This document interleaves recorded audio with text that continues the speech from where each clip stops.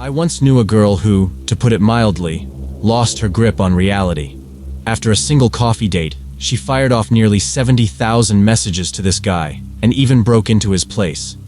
If you've heard of a girl on the news for sending an absurd amount of texts and sneaking into a guy's house after just one date, this is probably her. We crossed paths not long after her first date with him, and we became close over the next few months, right before she went full-blown obsessive. At the beginning, she seemed quirky, but nice enough, funny, and maybe a little eccentric. I was spending a few months in Texas back in the summer of 2015 when we met.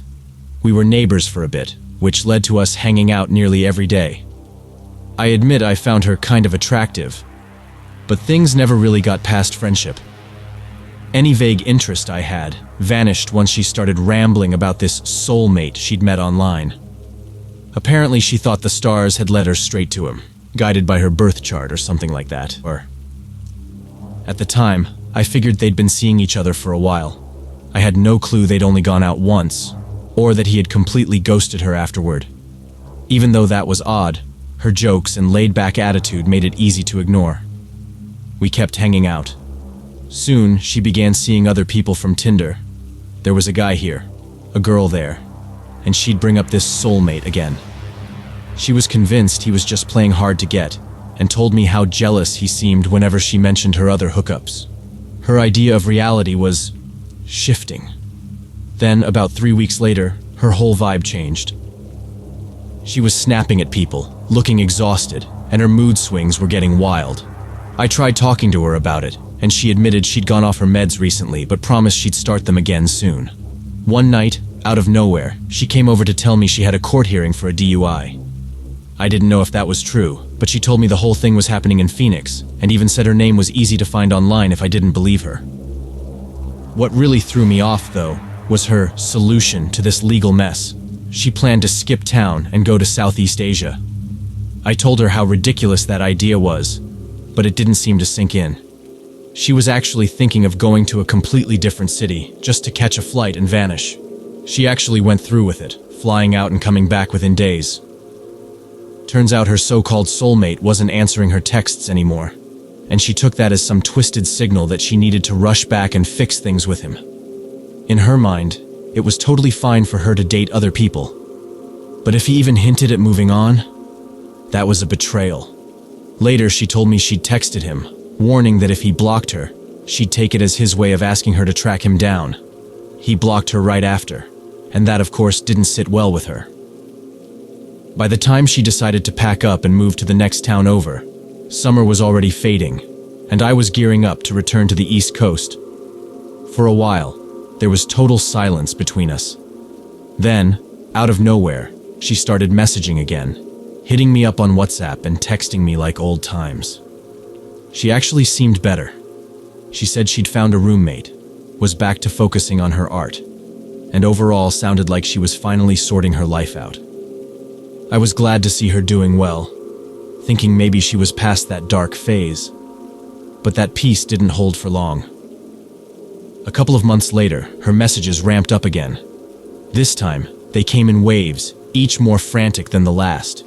She'd send dozens of texts in a day, often within minutes of each other, and they were all over the place. A lot of them were about her soulmate, how she was still keeping tabs on him even after he'd blocked her and reported her to the police. I kept telling her to leave it alone, to focus on herself, to get back on her meds. I couldn't help her from across the country, and I didn't know her family well enough to reach out. All I could do was try to talk her down each time, but she'd spiral right back into obsession. She was actually a great friend when she was stable, funny, and talented, and it hurt to watch her unravel. I'd call her hoping to get through to her, but it was like talking to a wall. One day, I sat her down over the phone and told her she was draining me, that she needed real help, someone close by who could step in. She said she couldn't do that she needed to stay in touch with me, or else she'd have to go back to her ex-husband. I wasn't sure what was real anymore, but she told me she feared her ex would either track her or end her. In her mind, he'd paid off half the town, including the cops and her family, to keep tabs on her. At the time, I'd just moved for work, renting a tiny one-bedroom in a crowded city. There wasn't space for anyone to crash, let alone for her to come and stay indefinitely. And honestly, I was getting freaked out by how intense she was becoming. Then she asked me if I still lived at my apartment, which sent chills down my spine. I had never shared my address with her, nor posted it anywhere online, so I had no idea how she'd found it. When I confronted her, asking how she'd gotten that information, she just dodged the question. I told her she needed to stop and that I couldn't keep talking to her unless she made a serious effort to get help. She didn't take it well at all. I honestly couldn't stand my tiny apartment, but the main reason I'd picked it was for its security. It was up on the top floors of an old building that had been partially turned into a hotel, and while the hotel rooms were much nicer, the resident floors had one benefit. Nobody got past the front desk without checking in with security, showing an ID, and getting the go-ahead from a resident. After what happened next, that place felt like a fortress. I'd cut contact with her for over a week, blocked her numbers and WhatsApp too. She'd tried texting me from 3 or 4 different numbers, probably using those free texting apps, but I blocked each one without responding.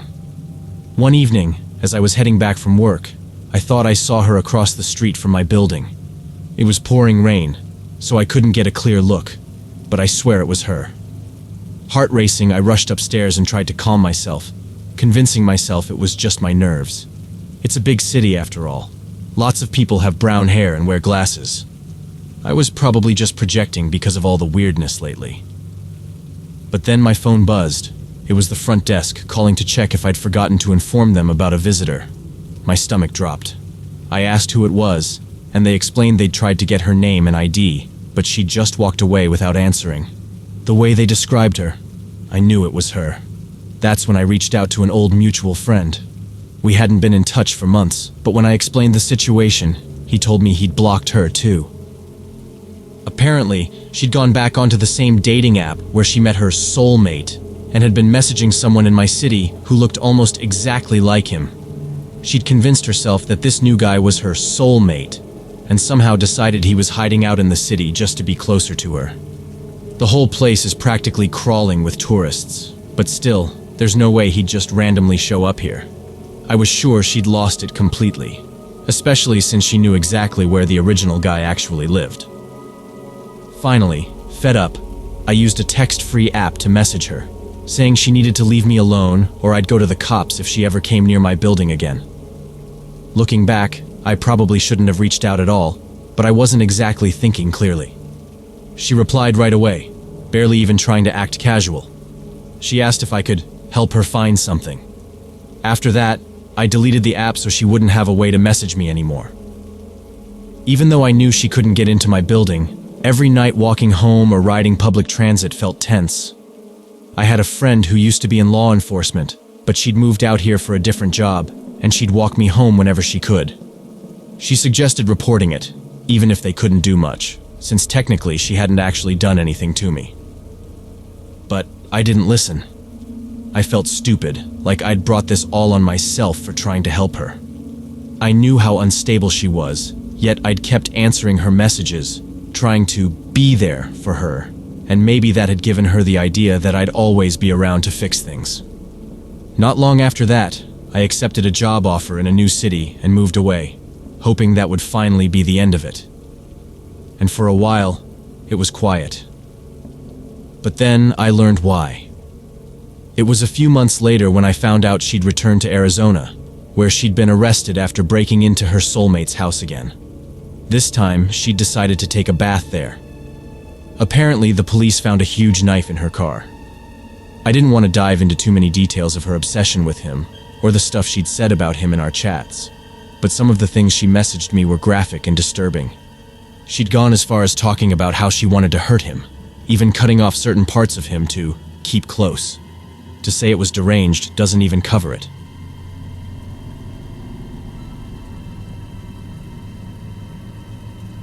I was in my second year at university when this happened. Even though I still lived with my family, I was hardly ever home. My best friend Jesse had a small apartment close to campus, so we'd often hang out there. Most nights, I'd crash on her couch, which made it feel like I practically lived there. We had a bunch of classes together, so we were always around each other, especially early in the week. One Tuesday afternoon, Jesse and I had some time between classes, so we decided to chill by the outdoor tables near the library. It was quiet, and we were just chatting away, waiting for our next class, which was starting in about half an hour. Out of nowhere, this man came up to us. He looked way older than a typical student, maybe mid-30s, and his clothes were worn out, and his hair was greasy. Right away, I could tell Jesse noticed he didn't fit in. He tried hitting on Jesse, but it was in this really weird, sarcastic way, like he thought he was charming. Jesse brushed him off politely at first, but he wouldn't back down. He kept pushing, and his tone grew more and more intense, like he was trying to make us feel intimidated. We were sitting at that table with him looming over us, his hands pressing down on the wood like he was trying to trap us there. Jesse and I exchanged nervous glances, unsure of what to do. She kept saying no, but he wasn't listening, and his face started to turn red. He began accusing her of being rude, and his voice got louder. At that point, we were really freaked out, so we decided to leave and head toward our classroom building.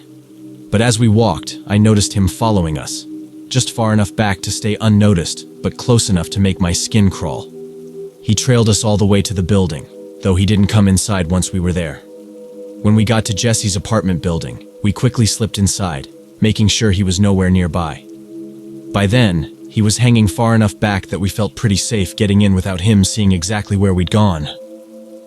Her place was on the 5th floor in a huge complex filled with other students, so we figured the odds were slim he'd pinpoint our exact location. Just to be safe, once we reached her floor, we glanced out the hallway window. Sure enough, the guy was still there, lurking close to the building's entrance. We tried to shake it off, made some pasta for dinner, and put on a random sitcom to distract ourselves. Hours passed, and the next time we peeked outside, he was gone. Or at least we didn't see him anymore. Even though the whole thing was unsettling, I'd usually crash at her place anyway, so it didn't feel out of the ordinary to stay that night. The thought of heading home was not even an option after what we'd just been through. A few days later, I got a call from Jessie, and she sounded freaked out. She told me she'd seen the same guy again, but this time, he'd found her while she was walking between classes. She'd first spotted him parked in his car near one of her buildings. When she left, she realized he was driving along slowly, following her. She tried to shake him by taking a different route than usual, cutting through side streets, but he kept tracking her every move. She thought maybe he was trying to figure out her routine to make it easier to find her later. As before, he didn't follow her into the campus building, but the whole thing really rattled her. I could hear the worry in her voice, and it made me anxious too. Why was he so focused on her and not me? Part of me even wondered if he was secretly watching me, and I just hadn't noticed yet. We finally agreed it was time to report this to campus security. Jessie went to the campus security office the next day to fill them in. They listened and took down all the details, but their response was disappointing. They didn't think they could do much without catching him in the act. They promised to keep an eye out, but we both knew it wasn't enough to feel totally safe. After that, we started planning our days to make sure neither of us was walking around alone. I figured with all the security cameras on campus, they'd spot him if he showed up again. But the truth was, they needed more than a few creepy glances to act. Then one evening, Jessie called me, and I could hear the panic in her voice. She'd seen him again, this time as she left a study group at a library across town. He'd followed her all the way to her apartment building and parked a few cars down. She stayed inside, waiting, and hoping he'd eventually leave. But he didn't. As the minutes ticked by, her fear grew. She finally called me, voice shaking, asking what to do. I told her to sit tight and stay out of sight. I'd come over immediately since I was still on campus. As I got closer to Jessie's building, my heart sank. I spotted the guy's car parked outside, and he was just sitting there, staring right at the entrance like he was waiting for something. I dialed Jessie's number, hoping she'd buzz me up quickly, but there was no answer. I glanced over my shoulder, and that's when I saw him getting out of his car, moving toward me. I wanted to run, but he was already close enough that I felt trapped. Panicking would only make things worse, so I took a deep breath and tried to stay calm as he walked up. When he was just a few feet away, I forced myself to smile, nodding politely before looking away, hoping he'd just leave me alone. He stood there beside me, silent and unsettling, not saying a word. I quickly texted Jessie, telling her not to open the front door for anything and to hold off until I figured out a way inside.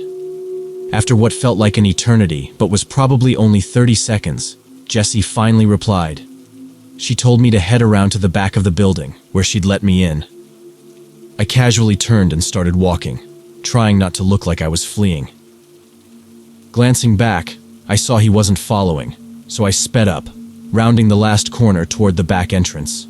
As I reached the door, I stopped, anxiously waiting for Jessie to let me in. Moments later, she opened it, and I slipped inside, just in time. Because there he was, charging toward us from around the corner. We shut the door and bolted it. Jessie hadn't even caught sight of him, but I explained what had happened. We both knew we couldn't just keep ignoring this. We needed help. The next day, we went to campus security again, but this time, we weren't taking no for an answer. We pushed harder, sharing every detail and making it clear how unsafe we felt. They seemed to listen more seriously this time, saying they'd keep us updated if they found anything. As we left, Jessie and I agreed. If they didn't do anything soon, we'd go straight to the police. A few days passed and Jessie got a call from campus security. They'd finally looked into the guy and found out he wasn't even a student. They issued him a warning and told him to stay off campus. It felt like a weight lifted off our shoulders, knowing he wasn't supposed to be around anymore. But we still stayed cautious, just in case. We never saw him again, but Jessie would sometimes mention how those weeks had made her skin crawl. I felt it too, even though he hadn't been watching me the same way.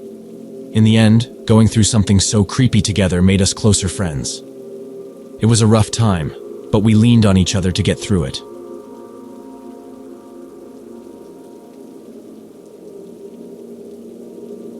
A few days ago, something happened that I can't stop thinking about. I'm 14 years old and live just outside Toronto, Canada. Every school day, I take a half-hour bus ride and then walk about 10 minutes. Lately, it feels like the days are getting dimmer, so I usually try to walk with friends. That morning, though, it was just me and a buddy of mine. I'll call him Jake. Our route cuts through an alley that leads into a small patch of woods with a path that's somehow out of place. Once you're through it, it's just houses and a big school. I'd walked it so many times, I never thought twice. But this day felt different. The rest of our friends went to grab snacks at a store near the alley, so it was just me and Jake. We were barely a few minutes in when we noticed a man by a parked car near a fence. The car window was open, and he seemed to be reaching inside, like he was trying to pull something out. Jake leaned over and whispered, "You think he's stealing that car?" I glanced back, and somehow he noticed.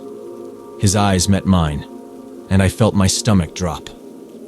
We picked up our pace, hurrying toward the trees, hoping the forest would make us feel safer. Once we were surrounded by trees, we started to relax. But then we heard it, a twig snapping somewhere behind us. I'm usually jumpy and don't miss much, so I spun around instantly, but there was nothing there. Just as I was about to turn back, I saw someone, shift behind a tree. Jake didn't notice and kept walking. I quickly caught up and whispered, "Did you see that guy?" He just shrugged, saying, "What guy?" I tried to brush it off, figuring maybe it was just a shadow. We walked a bit more, but I couldn't shake this icy feeling. I glanced back again but saw only empty trees, though I felt like I was being watched. I kept scanning the trees, and then I spotted him. He was crouching behind a bush, watching us. My heart jumped. My parents have drilled the stranger danger talk into me, so I didn't hesitate. I grabbed Jake's arm, yelling, "Run!" He looked confused, but when he saw my face, he didn't question it. We took off, sprinting away from the main path, dodging trees and bushes without a plan. I reached for my phone, but of course, I hadn't charged it the night before. I asked Jake if he had his, but he left it at home. It had been glitchy and wouldn't turn on. Our footsteps echoed around us, and suddenly we heard another pair of feet behind us, quickening. We ducked down behind a thick patch of bushes, trying to catch our breath without making a sound. I silently prayed, feeling the panic rising as Jake's eyes welled up. Then, a phone rang. Not ours, but close enough that I nearly jumped out of my skin. We listened, barely breathing, as a low voice answered. "Why are you calling now?" he muttered. "I told you I've got what you're looking for. Just head to the woods, same spot." The line went silent as he hung up. I could feel Jake shaking next to me. The footsteps grew louder, crunching closer over fallen leaves and twigs. I squeezed my eyes shut, willing myself invisible. Just then, a new voice cut through the silence. "Hey, what are you doing out here?" The footsteps paused, and I heard branches snapping as someone stepped forward. I opened my eyes, and to my shock, it was an older kid from school, standing between us and the man. The man shot one last look at us, then turned and disappeared down the path. I don't know what would have happened if that guy hadn't shown up, but that day taught me something I'll never forget. You can't ever let your guard down.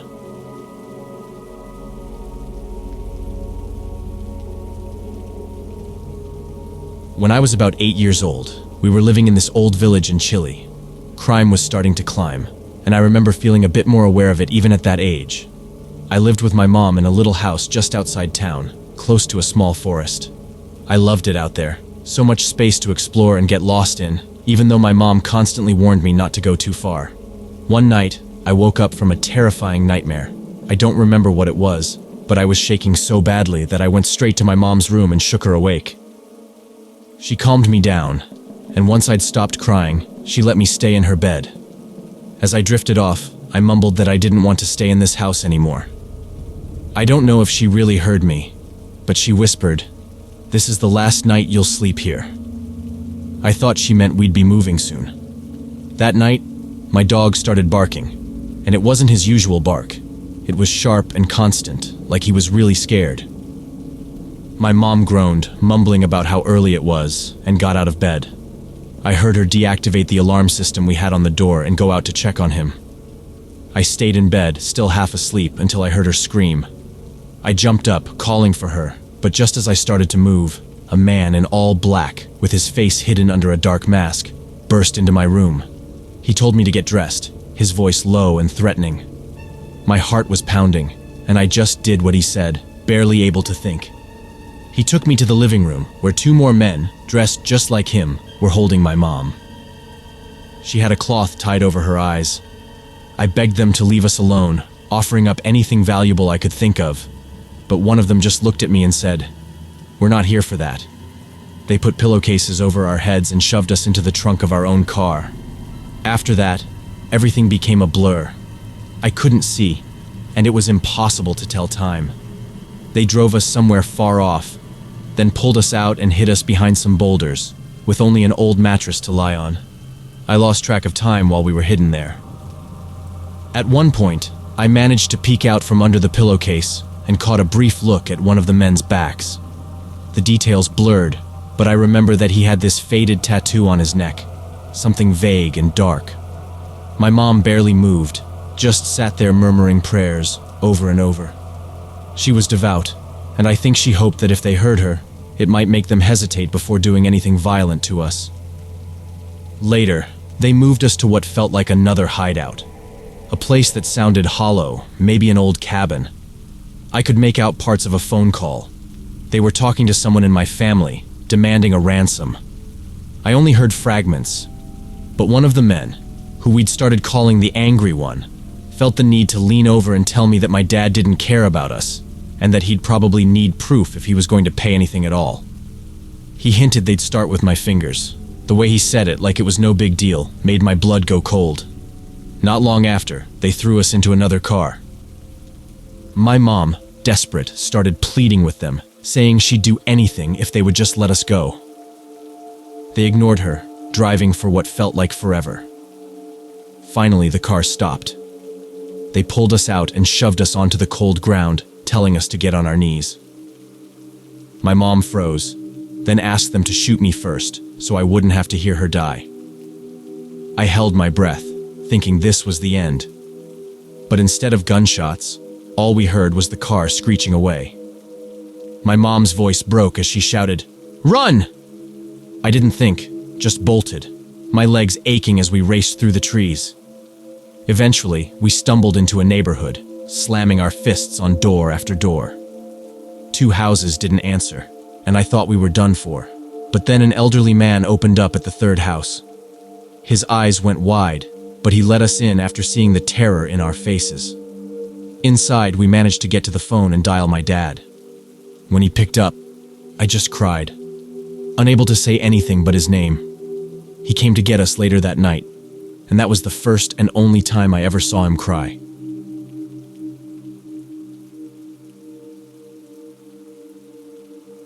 Last summer, I was living alone in a small, 1-story house.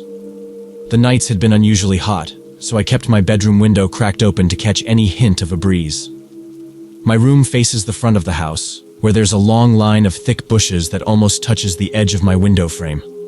I'm a light sleeper, and that night, the rustling outside snapped me awake.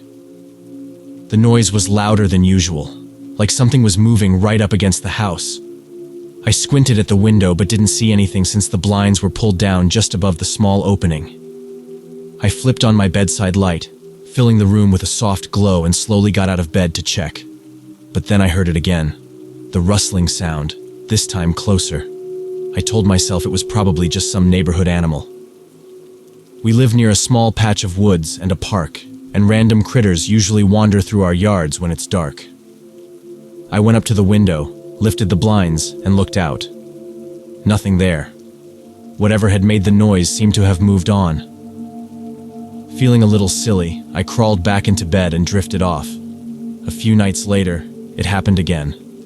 I woke up suddenly, the same soft rustling coming from outside my window.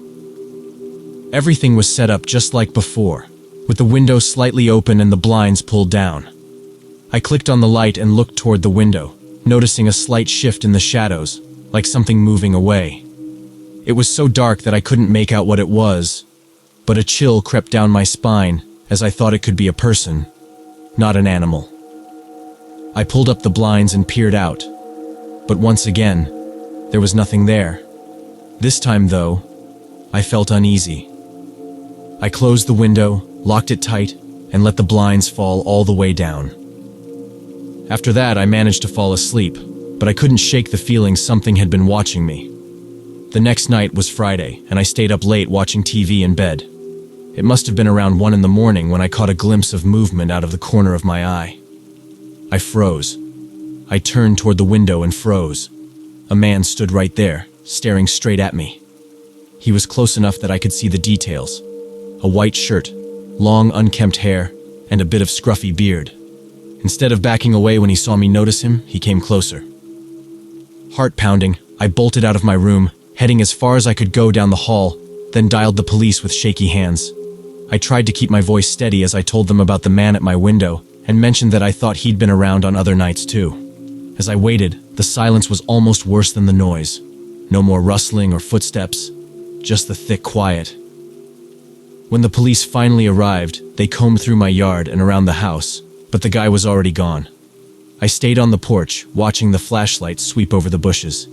I gave them every detail I could remember, hoping it would be enough. When they finally left, I tried to convince myself their visit might scare him off for good, though I didn't feel much safer. For a while, things were calm, and I started to believe maybe it was over. Then, 2 nights later, I woke up to a loud thud against my window. The window was shut tight, but the impact made the glass shiver, like someone was hitting it hard. My stomach twisted as I sat up, flipping the light on. Before, that would have been enough to scare him off, but not this time. Another slam rattled the glass, louder and more forceful, like he was trying to break through.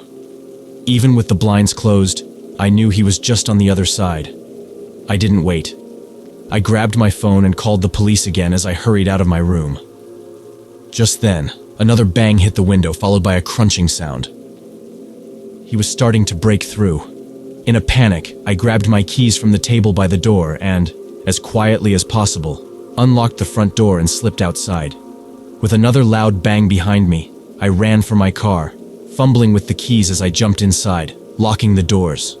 I started the engine, heart racing, and drove out of there without looking back, circling the neighborhood until my phone rang. The police were already at my house by the time I returned.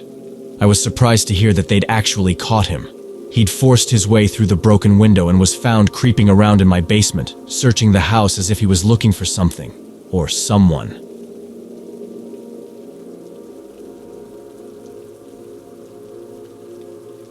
I was working late shifts at the corner grocery store during a break between high school and college.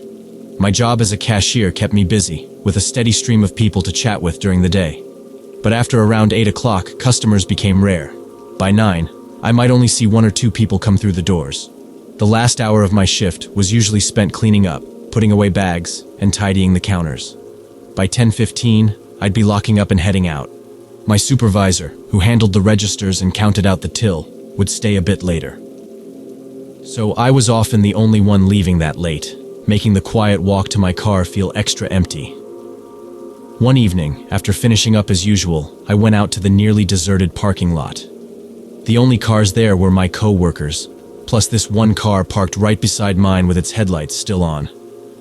I walked over and got into my car, a little uneasy, but trying to ignore it. I glanced over quickly and realized a man in the other car was staring straight at me. I turned away fast, hoping not to seem startled, though I could feel his gaze.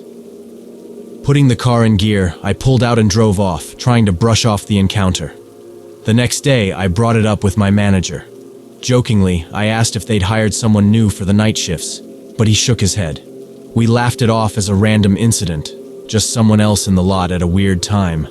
Probably nothing to think about. After a day off, I was back for the night shift. Things went smoothly until about 8. With no customers for nearly 20 minutes, I found myself zoning out, looking at the store's shelves, when I spotted him. The same man from the parking lot was wandering the aisles, but he wasn't shopping. No cart, no basket, nothing in his hands, just pacing the aisles, glancing my way. My heart pounded as I pretended not to notice, focusing on anything else around me, hoping he'd just leave. But he didn't. Instead, I saw him again, drifting back and forth just out of my line of sight. He was in the aisle that lined up perfectly with my register. When I glanced over, he was pretending to look at the shelves, but his head was turned, eyes fixed directly on me. My stomach dropped as I recognized him, the same man from the parking lot a few nights back.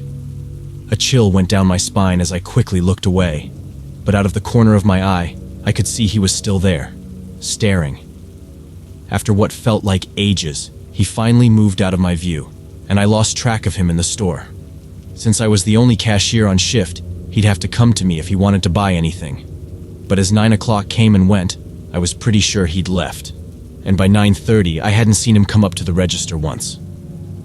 After helping my last customer of the night, I started the closing tasks, turning off my register, refilling bag stations, and asking my lead if she needed help with anything else. She gave me the all clear, so I grabbed my things and headed out. Outside, the lot was mostly empty, and for the first time, I felt a wave of relief that no one had parked close to my car. As I crossed the lot, though, a set of bright headlights suddenly flipped on, blinding me. The car started up, and before I could process what was happening, it began moving, fast, straight toward me. I sped up, practically sprinting to my car, and managed to hop inside and lock the doors just as the other car screeched to a stop right in front of mine. My heart was pounding as I fumbled to start my engine. Then the driver's door of the other car flew open, and the man from the store ran up, yanking on my handle as if he expected it to open. He tried the back door too, pulling hard on every handle he could reach, his face just inches away from the glass. I couldn't breathe, my hands shaking so much I could barely keep my grip on the steering wheel. Finally, he gave up, jumped back into his car, and sped off, tires screeching. Still frozen with fear, I grabbed my phone and called the police. They arrived quickly, but when they checked the security cameras, the footage was too grainy to catch his face or the license plate.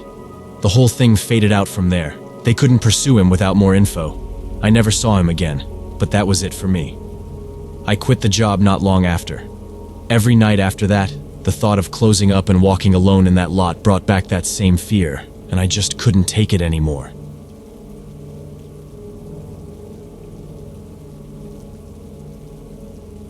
Heading back to see my family for a summer visit is usually exciting, even though it's a 3-day drive from where I live in Ohio. This year, my aunt in Colorado invited us, and I couldn't wait for the trip. She's always been the fun aunt, so I knew it'd be a blast. We were 4 days into our visit, and one night, I decided to stay up late. I opened my laptop, messaged my friend Chris, and we chatted for a couple of hours. Suddenly, my aunt's dog started barking upstairs, so I grabbed him, trying to quiet him down. Chris and I kept talking, but the dog wouldn't stop. I figured it was my sister coming in from a late night with friends, which put me at ease. She went straight to bed, so I tried to do the same. It was around 2:45 a.m., and as I lay there, the dog started barking again, making it impossible for me to fall asleep. Frustrated, I sat up, only to hear a light tapping on the window behind me. The living room has this big glass window, so I could see the faint outlines outside. I was already jumpy from the dog's barking, and being in an unfamiliar place only made it worse. People often say there are drifters around here, so I figured it might just be someone lost or wandering around. My aunt's house isn't far from a small tavern, known for rowdy customers who occasionally wander too close to the neighborhood. Bracing myself, I looked over, fully expecting to see a tipsy stranger tapping on the glass. But as I turned, I froze. A bald man was staring right at me from the other side of the window. I felt my heart stop as his gaze fixed on me, and I could feel every hair on my neck stand straight up. The guy looked sweaty, dirt smudging his face, his body swaying unsteadily. He seemed completely drunk. Then, just as I was staring back at him, he tapped again on the glass and, through the muffled barrier, mumbled, "Hey, don't be so mean to that dog. I heard every word you said. Just because it's barking doesn't mean it's your worst nightmare. But I might be." Then he started laughing. This shrill, jagged laugh like he thought he'd just cracked the best joke of his life. Out of nowhere, he took off, stumbling like he could fall at any second. It was too dark to really make out his face, and for a second, I wasn't sure if I should call the police or wake my aunt. Some people might say it was just a prank from a drunk stranger. But this guy, he wasn't just trying to be funny. He wanted to mess with me, to shake me up. It makes me wonder what he would have done if there hadn't been that glass between us.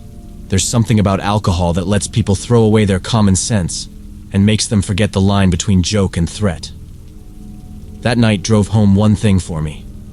No place is truly safe, no matter how quiet or tucked away. It's only safe if you're surrounded by people you really know and trust.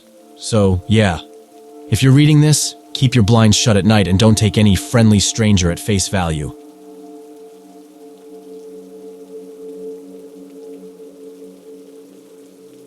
Several months back, I had an odd experience during my usual routine. I work in a busy office in the downtown area, and finding parking is always a hassle.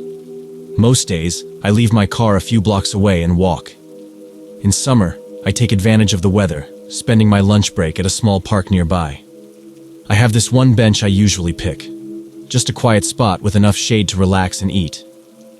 Even though people come and go, it's never too crowded. One day, though, someone was already sitting there, a woman with dark sunglasses and almost black hair. I didn't want to intrude, so I sat on the bench next to hers. At some point, we started talking, and she seemed friendly, maybe a bit too interested. Her name was Kara, and she asked if I'd share my number. I didn't think much of it. We'd had a pleasant chat, so I handed it over. She mentioned she'd call, but she never did.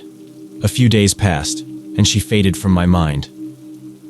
Then, one evening, as I was heading to my car in the parking garage, I thought I saw someone who looked a lot like Kara parked across from me. It was a weird feeling, but I brushed it off. I climbed into my car, glancing back just to be sure. Yep, it was Kara, sitting in her car on the other side of the garage, looking straight at her phone through those dark glasses again. I thought about waving, maybe saying hi, but she seemed really into whatever she was doing on her screen. Plus, she'd never actually texted or called, so I just started the car and left. I assumed she probably worked somewhere nearby and just happened to use the same parking garage, though I'd never spotted her there before. A few nights later, I was at home, cooking up some dinner. Afterward, I settled on the couch with my plate to catch up on a game. Just as I was about to dig in, I caught sight of a car outside parked along the street, a spot that usually stayed empty. Normally, I wouldn't think twice, but something about this one bugged me. I walked up to the window for a better look, trying to make out the driver's face. There was a woman in the driver's seat wearing sunglasses, and yeah, it looked a lot like Kara. It made no sense. What would she be doing outside my place, parked down my street? I had to know, so I stepped outside and took a few steps toward her car. As soon as I did, her engine roared to life, and she took off before I could get close. After that night, she vanished. I never saw her again. I realized I didn't know much about her, not even her last name. Sometimes I still wonder if she was watching me that whole time, or if maybe her name wasn't Kara at all.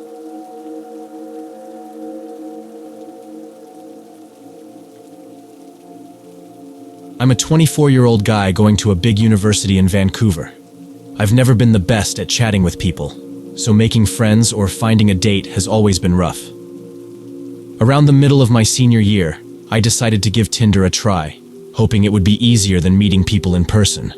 I figured, even if it's not the most natural way, it felt like a step forward for me, a way to avoid the awkwardness of face-to-face introductions.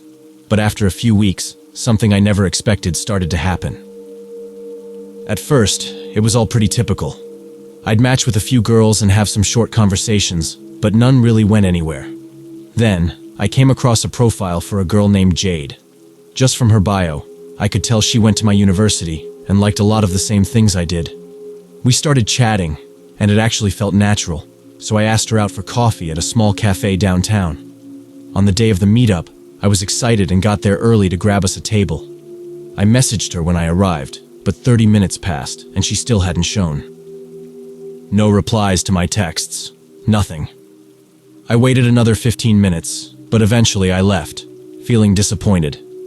As I was walking back to campus, a car pulled over next to me, and a guy leaned out the window calling, "Need a ride back to campus?" I declined, and he drove off quickly before I could think too much about it. I kept walking, feeling unsettled. How did he know where I was headed? Sure, I was going in the general direction of the university, but it felt weird that he'd just guessed that. The whole thing felt off, but I tried to shake it off. Back in my dorm, I took a break from Tinder and spent the day just unwinding. I cooked up a quick meal, zoned out to some music, and tried not to overthink. A week went by, and things were back to normal. Classes, work, and the usual grind. One afternoon, on my short walk to my job a few blocks from campus, I noticed a car slowing down near me. I felt a chill when I realized it looked like the same car from last week, the one from that random run-in. The driver rolled down the window like before, but I picked up my pace, pretending not to notice.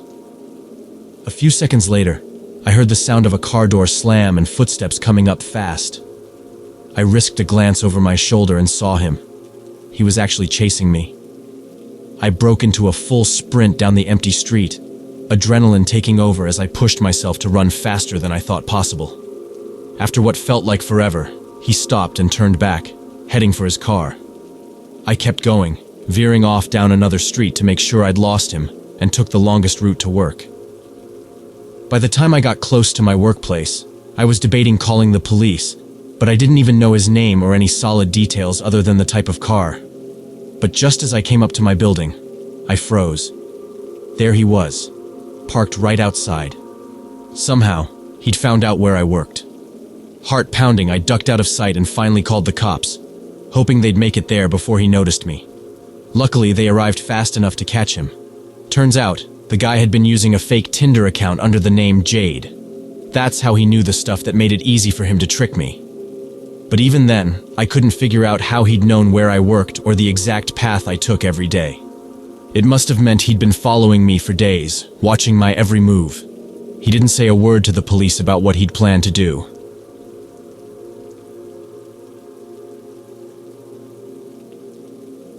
My name's Sarah, and this happened ages ago, back when I was in my third year of high school, so around 16.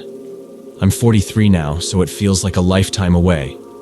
I grew up in this little town with just a couple of high schools. The newer school was bigger and had all the cool facilities. but I went to the older, much smaller one. Most of my friends were there, so I didn't mind it. But with a school that small, it felt like everyone knew everyone. And if any drama went down, well, it was everywhere. This story is about the time I got creeped on by this guy named Max, who was in my grade.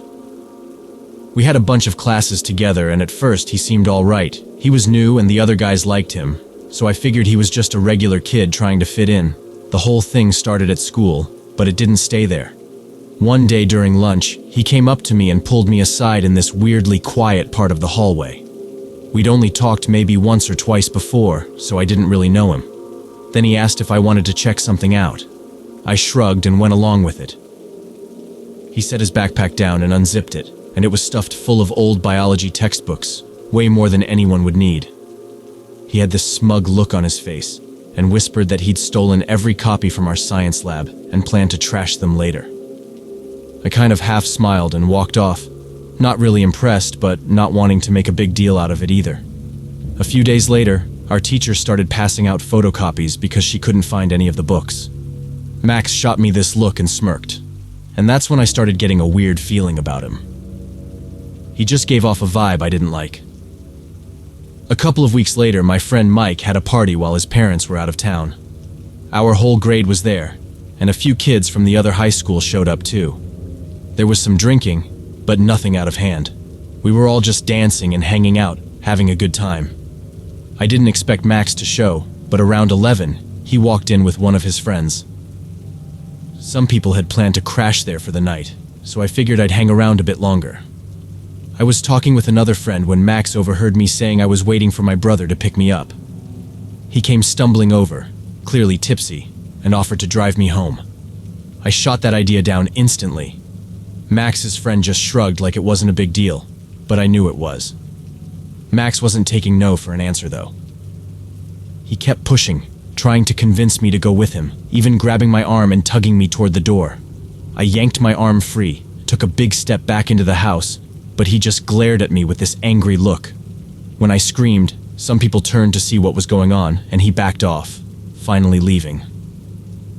I waited for my brother, who arrived close to 2 a.m. He'd been working late at the nearby movie theater, so picking me up wasn't a hassle. I didn't say a word to him about Max's little stunt, and when we got home, everyone was already asleep. Back at school the next week, I told a few friends that Max had seriously creeped me out. Word must have traveled fast because soon enough, he found out.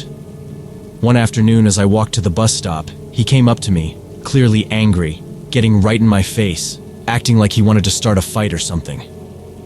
I just sped up, heading toward a group of students nearby. At this point, it felt like he was constantly around me, like he was watching me. He'd be in random places at school, even outside in my neighborhood, which was strange because he didn't live anywhere near me. Then, things got worse. One weekend, my parents went out of town, leaving me and my brother at home alone. That Friday night, I stayed in, watching movies with my brother and one of his friends. But on Saturday, my brother had a shift at the gas station until almost 2 in the morning, so I invited a few friends over. We watched a movie, chilled a bit, but they all left before midnight. Not even 10 minutes after they'd gone, one of my friends called me. She said she'd seen Max, not too far from my house, just walking around. She was sure he was headed my way. I got a chill down my spine. I checked every lock, shut every curtain. Just as I'd finished, the doorbell rang. That sound, loud and sharp, felt like a punch to the gut.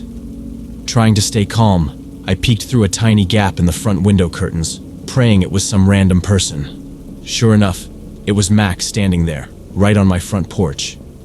I knew the door was locked, so I figured my best option was to stay hidden and hope he'd leave. I went to the living room, but then I heard him pounding on the door, louder and louder. He wasn't giving up. And then I heard the most chilling sound, a click, then the creak of the front door swinging open. Somehow, he'd unlocked it. My mind raced as I peeked around the corner, just in time to see Max step inside. He must have seen me too, and he looked off, like he was high or drunk, maybe both. Without a second thought, I bolted through the back door and into the yard. Our backyard was fenced in, which made me feel cornered, so I ducked around to the side, hiding behind a line of thick bushes. I crouched low, figuring if he found me, at least I'd have a clear path to run. This was back in the early 2000s, before I had a cell phone, so calling for help wasn't an option. I just waited, barely breathing, for what felt like forever. Then I saw headlights, a car coming down the street. I leapt out from the bushes and waved my arms. To my relief, it was my brother getting back from work. I ran up to him, practically shouting what had happened, but he looked like he didn't quite believe me. When we went back inside, Max was gone. My brother called the cops, and they sent officers over to check out the house. I told them it was Max who'd come in, and they said they'd go to his place and talk to him. It was almost 3 in the morning by then, so when they got to his house, his parents were asleep. That night, I stayed up with my brother, still way too shaken to go to bed. We ended up talking about everything that happened, and I mentioned how Max had somehow unlocked the door from outside. It hit me then that he must have had a key. I couldn't prove it, but I suspected he'd somehow swiped one, made a copy, and then put the original back. Having him out there with a key to my house kept me on edge constantly. The police caught up with him the next day, but he denied everything, and without proof, I had no real case. My parents were back the next day, and thankfully, they believed me. They changed every lock in the house right away. Still, seeing Max around school was a constant reminder of that night. I got this knot in my stomach every time he was nearby. I stopped going to parties or gatherings where he or any of his friends might be, even if it meant missing out. It was worth it, though, if it kept me far from him.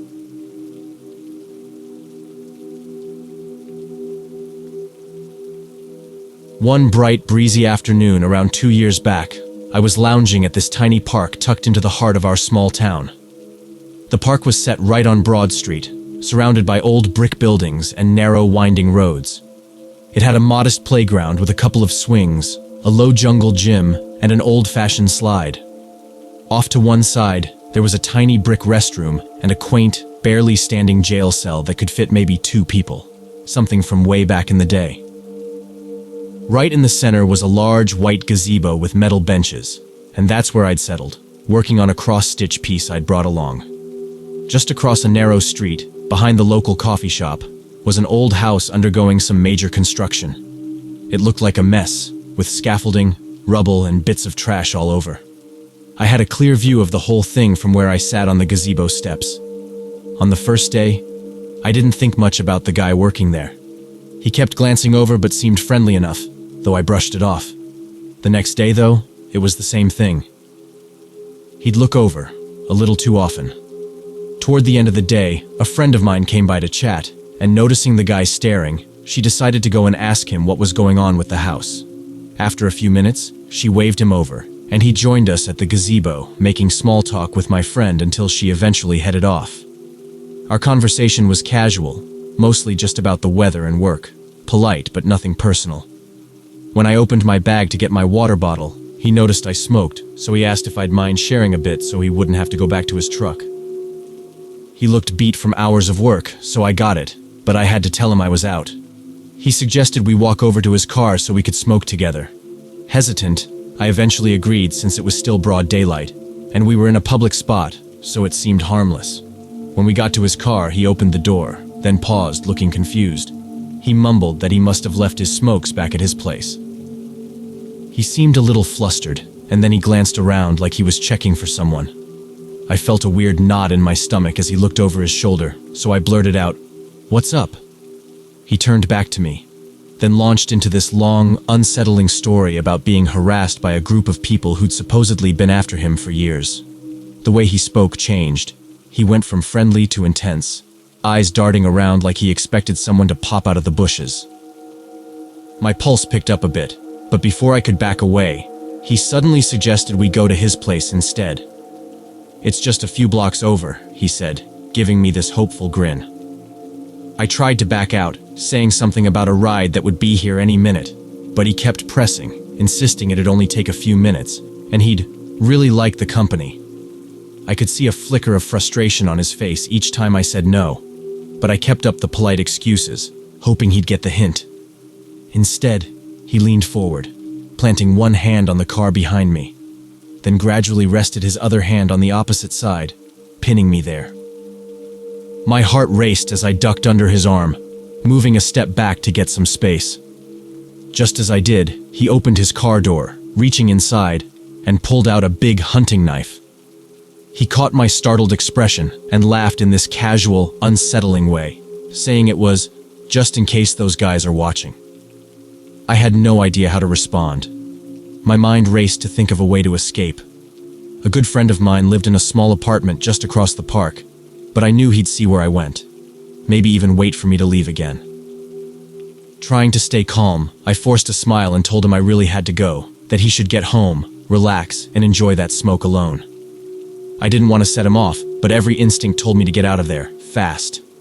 As I opened my mouth to finish my excuse, he moved closer, blocking my way again with both arms. "Come on, just come hang out for a bit," he muttered, eyes narrowing. "We can chill. Have a smoke at my place. It's only 5 minutes away." His voice was getting sharper, almost demanding, and I was past the point of politeness. I'd told him no, but it was like he wasn't hearing it. He sighed, gripping the knife tighter as his expression shifted from friendly to tense. "I'm just lonely, all right?" he said, leaning in so close I could smell stale smoke on his breath. His teeth were yellowed, crooked, and way too close to my face. "I won't keep you long," he whispered, voice low and tight with frustration. My heart was pounding, and I felt completely stuck, unsure how to break free from his gaze. Just then, out of nowhere, I heard my name called. I turned, and there was another friend of mine, walking toward us with a puzzled look. "Hey, what's up?" he called, striding over to where we were by the car. Instantly, the guy's whole vibe shifted. He dropped his arm, letting me go, and turned with a fake friendly smile to introduce himself. The quick change left me rattled, but I managed to keep it together, joining my friend in some casual talk as we backed away. We strolled off together, putting as much space between us and the guy as possible.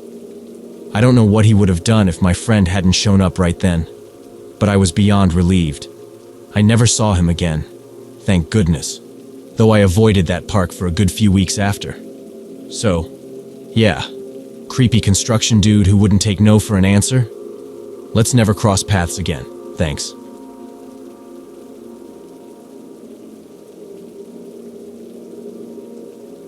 In early 2018, I just turned 19 and was a few months into my first year at a small tech school. I had to drive about an hour every Tuesday and Thursday to reach the main campus for a couple of required classes. Since I didn't know the area or anyone who lived nearby, I usually just focused on studying and tried not to stick around longer than needed. One of my classmates, Dave, was this tall guy, probably in his late 40s, who was always seated at the desk across from me in the lab. I'm barely 5'2", and weighed a little over 120 pounds back then, so him being right across from me always felt intimidating. I didn't think too much about it initially, and I tried to be polite, chatting with him here and there. Maybe more than I should have. But after a few weeks, he started acting way too friendly, getting close and asking all these personal questions. It wasn't just the talking. He'd keep staring with this odd, unsettling look. He'd throw in weird comments here and there, and I could tell it made some of the other people uncomfortable too. At first, I just brushed it off, thinking he was just a lonely guy. I told my boyfriend about it, but since Dave hadn't done anything concrete, I felt like making a complaint would be overreacting. One day, about a month into the semester, we were all studying in a little lounge area near the labs. I was sitting with a few classmates, and Dave was at a nearby table, engrossed in his phone. At one point, I mentioned I was going to grab something from the vending machine, and as I got up, I noticed him pointing his phone my way. He tried to act casual, but I could feel his eyes on me as I walked over to the machine. When I bent down to pick up my drink, I glanced over and caught him, still snapping pictures of me like it was the most normal thing in the world. I shot him a look, hoping he'd stop, but he just slipped his phone away and stared back at me, unfazed. I felt my face go red, more from fear than anger, and made some excuse to leave the room. I was still rattled from what had happened and was texting a few friends about it when I spotted Dave walking toward my car. He slowed down as he got near, staring at me through the windshield with this blank, almost chilling look. My car was parked a good distance from his, so he had no reason to come by me, especially with it being so bitterly cold out that night. My heart pounded as I watched him continue past, eyes still fixed on me through my driver's side window. Hands shaking, I fumbled to start the car and drove out of there as fast as I could, calling my boyfriend in tears. The next day, I made up my mind to talk to one of my professors about everything that had been going on. I was nervous, but I stayed back after class and asked if we could chat alone. She brought me to her office, and once the door was shut, I spilled everything. The way Dave stared, the way he acted, and the photos he'd taken. She listened closely, saying she'd already noticed I looked tense whenever he was near, and that his behavior towards me seemed off. She believed me about the photos and looked genuinely concerned. My professor was amazing with how she handled things. She told me she'd rearrange the seating so I wouldn't have to sit near him and offered to talk to him if I wanted. I told her no, I didn't want him to get mad or feel embarrassed, and she nodded, promising to respect that. But she assured me she'd have the security guard watch me walk to my car each night, and she'd tell the program director what was going on, making sure Dave wouldn't know I had said anything. By the time we finished talking, class had been out for nearly half an hour, and she insisted on walking me to my car. I'm so glad she did, because as soon as we stepped off the elevator, we saw Dave sitting alone in the foyer. The building was nearly empty, and seeing him there after everyone else had left made my blood run cold. He looked genuinely surprised to see my professor with me, and she didn't hold back, asking what he was still doing there. He awkwardly explained that he'd noticed my car was still out front and wanted to make sure I wasn't walking alone. I'm pretty sure I went pale, but my professor held her ground, giving him a look I couldn't quite read and saying, "Don't worry, I'm walking her out, and the security guard will be here every night from now on." Dave forced a smile, said that was a good idea, then quickly excused himself and left. Even now, I get chills thinking about what could have happened if I'd walked out alone that night. After that, my professor moved my seat and kept him far from me in the lab. I made a point of walking out with a few other women in the class, and for the rest of the semester, I always saw the security guard waiting in the lobby. There were no more incidents, though every now and then I'd catch him looking at me with this seething expression I'll never forget. It's been a few years, and I'm in a different city now, a lot more confident and sure of myself. But to Dave, wherever you are, I hope we never meet again.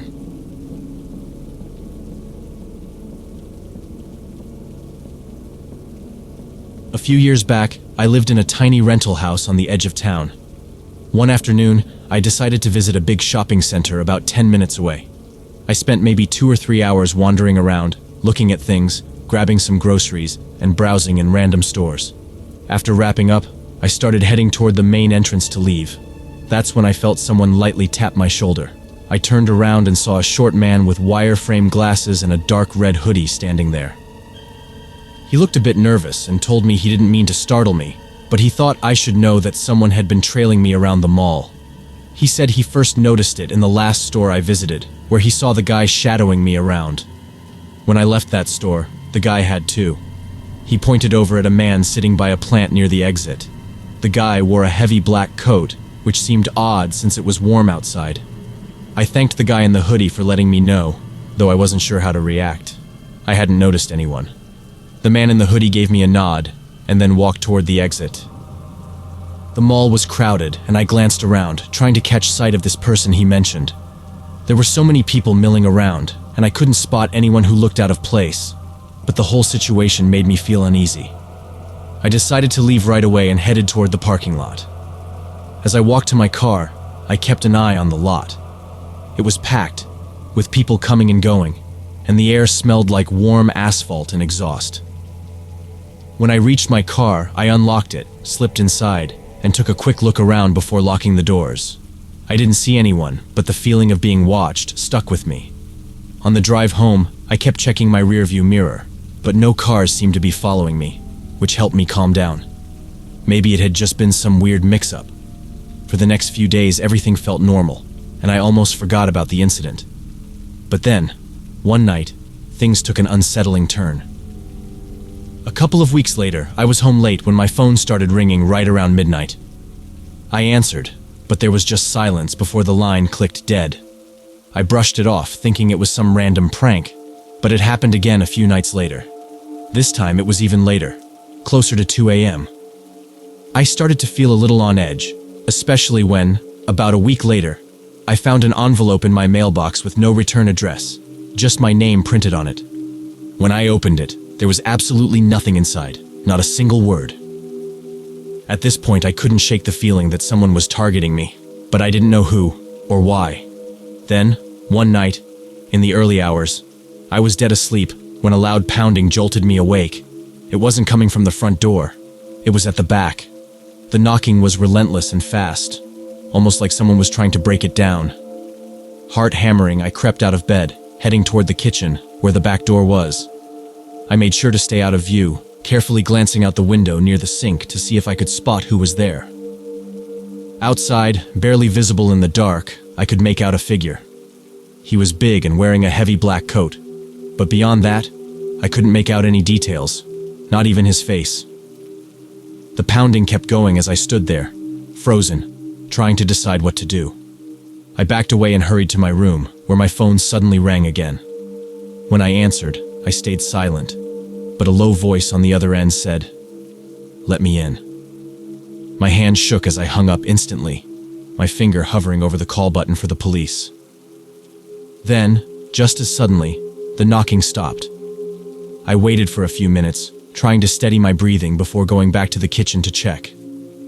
Peering out the window, I saw that he was gone, but the sense of dread lingered. I quietly made my way around the house, double-checking every lock and every chain on the windows, ensuring nothing was left unsecured. Back in my bedroom, I sat up for another hour, ears straining for any sound, but the silence held. I didn't stay in that house alone after that. The next night, I packed a bag and stayed at my parents' place. I couldn't shake the feeling of being watched, and I kept thinking about how I'd narrowly missed something terrible happening. A couple of weeks later, when my lease was up, I moved out. Since then, nothing like that has happened again, but I still have no idea who was following me, or why they chose me.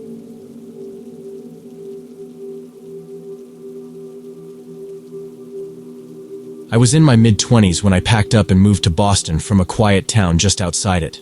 Making friends was my goal. It felt exciting to meet new people in a lively place. I used to think connecting with strangers was harmless, but I soon understood why most people don't make eye contact at bus stops. It started one morning as I waited for the bus to work. The day was cool, around 10:30 in the city center. While standing there, a guy, stocky, average height, walked over to the stop. Let's call him Evan.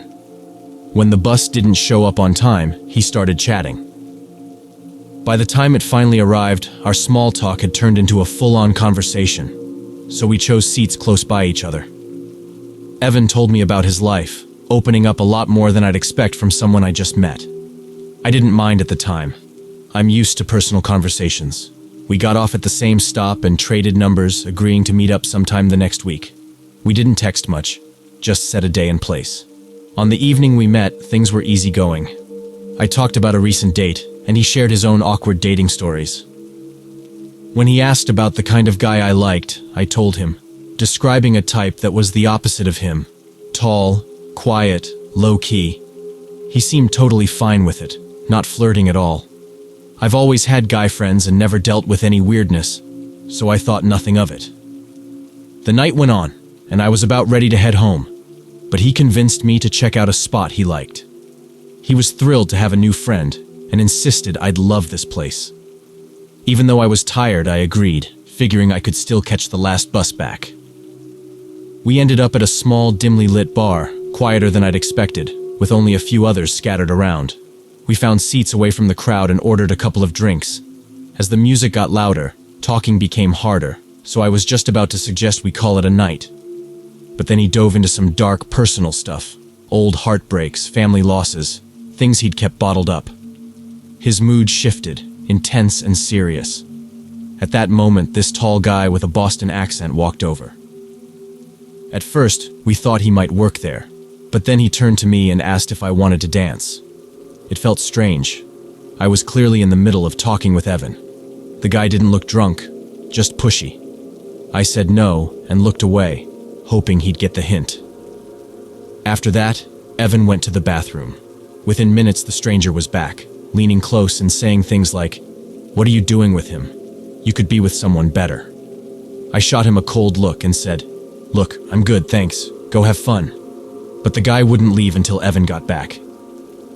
He sized Evan up, laughed under his breath, then strolled off. I'm a bit taller than average and on the slim side, so maybe to some random stranger we looked like an odd match. Evan brushed it off, though, and kept spilling his heart out. But now, he was pretty drunk, leaning in closer, flirting in a way that made it awkward. He started talking about how he'd treat me if we were dating, how different he was from other guys. I told him straight up that I wasn't interested in him that way. Instantly, he pulled back and stared at the ground. As I grabbed my jacket, he leaned in way too close, asking where I was going, his breath hitting me with this stale, bitter smell. Until that moment, he hadn't been so near to my face. I could actually feel the heat of his breath, and it was off-putting. Trying to keep things civil, I walked outside and motioned for him to come too. I told him that I appreciated the stories and that I'd had a good time talking, but I wasn't into him romantically. I started to cross the street, not a busy road, but still one where cars would pass now and then. He followed, but then stopped in the middle, putting his hands on his head and mumbling, "I don't get it, I don't get it." I went over and tried to explain that I hadn't meant to give him the wrong impression, and was sorry if he'd misunderstood. I don't flirt when I'm not interested, I just talk and listen. But he was crying now, whispering in between sobs that he'd never felt this kind of connection with anyone before. I told him it was easy to connect if he stayed open with people like he had been with me. Suddenly he stepped closer, gripping my arms, his face just inches from mine, saying I should give him a shot. It was too much. He had crossed a line, both physically and emotionally. I wasn't here to handle an emotional outburst or let him pressure me into a date. Pulling myself free, I told him I'd walk him to his bus stop. No way was I letting him know where I lived. But now his mood flipped, and he insisted on taking me to my stop instead. I kept trying to redirect him, even checked the bus schedules and lied, saying his bus was coming soon and mine was a while off. That plan backfired, though, so we walked together in silence. Luckily, my bus showed up fast, and I lied about my address. That night, my phone buzzed almost 10 times with his calls, and by morning, there were voicemails and messages, all begging me to give him a chance. It felt over the top, way too intense, so I blocked his number. Over the next few months, though, he kept calling from new numbers, cell phones, random landlines. I looked up one of them and saw it was from his job. Apparently, he was the head chef at some upscale place. After nearly half a year passed, I started to relax. Then I got a new job doing promotions for a club downtown. A couple of weeks in, as I went to clock in, someone held the door open for me. When I looked up to say thanks, I froze. It was him. My stomach dropped, and I had to step outside to steady myself. I ran to tell my coworker, who laughed it off, saying, "Oh, that's Eddie? He's a promoter here too." She had no idea of my history with him, so I brushed it off, pretending I had mistaken him for someone else. We laughed about it, but my hands were still shaking. Why would a chef take on a minimum wage gig, spending hours in the cold handing out flyers? The thought rattled me. As I signed out that night, I was nervous that he might look up my full name, which was right there on the sheet. I noted his full name, just in case I ever needed it. I quit that job soon after, and luckily, I didn't see him again. I wasn't sure if he even recognized me, but I wasn't about to take any chances. I changed my name on Facebook, limited my profile, and kept only one coworker as a friend. Eddie wasn't on her friend list. But somehow, he still found me online, sending a friend request 2 weeks later. Without thinking twice, I blocked him and deactivated my account entirely. Since then, I've avoided posting anything that might reveal where I work. 5 years slipped by, and by then, I'd nearly forgotten the whole thing. I was working as a host at a small, tucked-away cocktail bar on a quiet street in Philadelphia. But as I scanned the interview list one afternoon, there it was. His name. The position was for a kitchen assistant, not exactly a head chef's pay, so part of me hoped it was a coincidence. Still, I felt that familiar chill. Over the next few days, I greeted every candidate who walked in, ready to see if he would show. In the end, he never came, and we ended up hiring someone else. It's been close to a decade now, and thankfully, I haven't heard from him since. I've had other close calls with creepy people since, and I've learned the hard way to be careful about who I let in my life. Whether you meet them at work or on the street, you never know when someone could turn into a shadow in your life.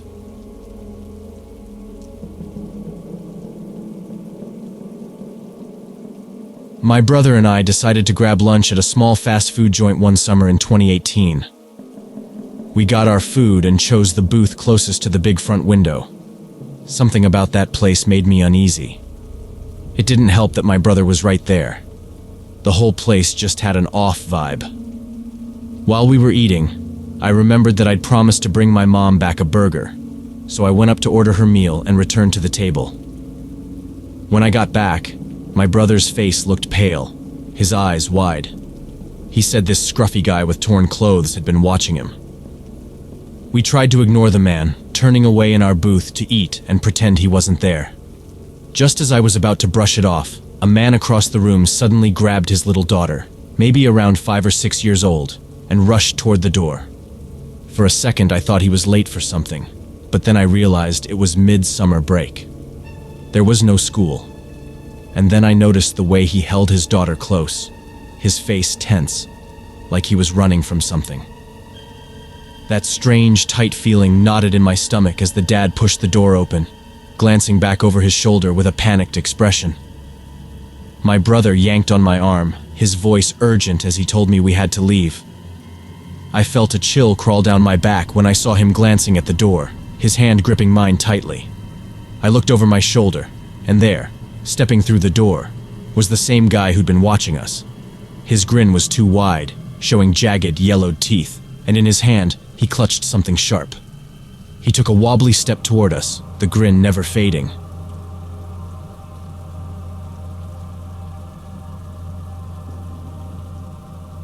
I'm a 39-year-old guy living near Seattle. I love winding down alone at bars, just me, a cold drink, and a few rounds of pinball.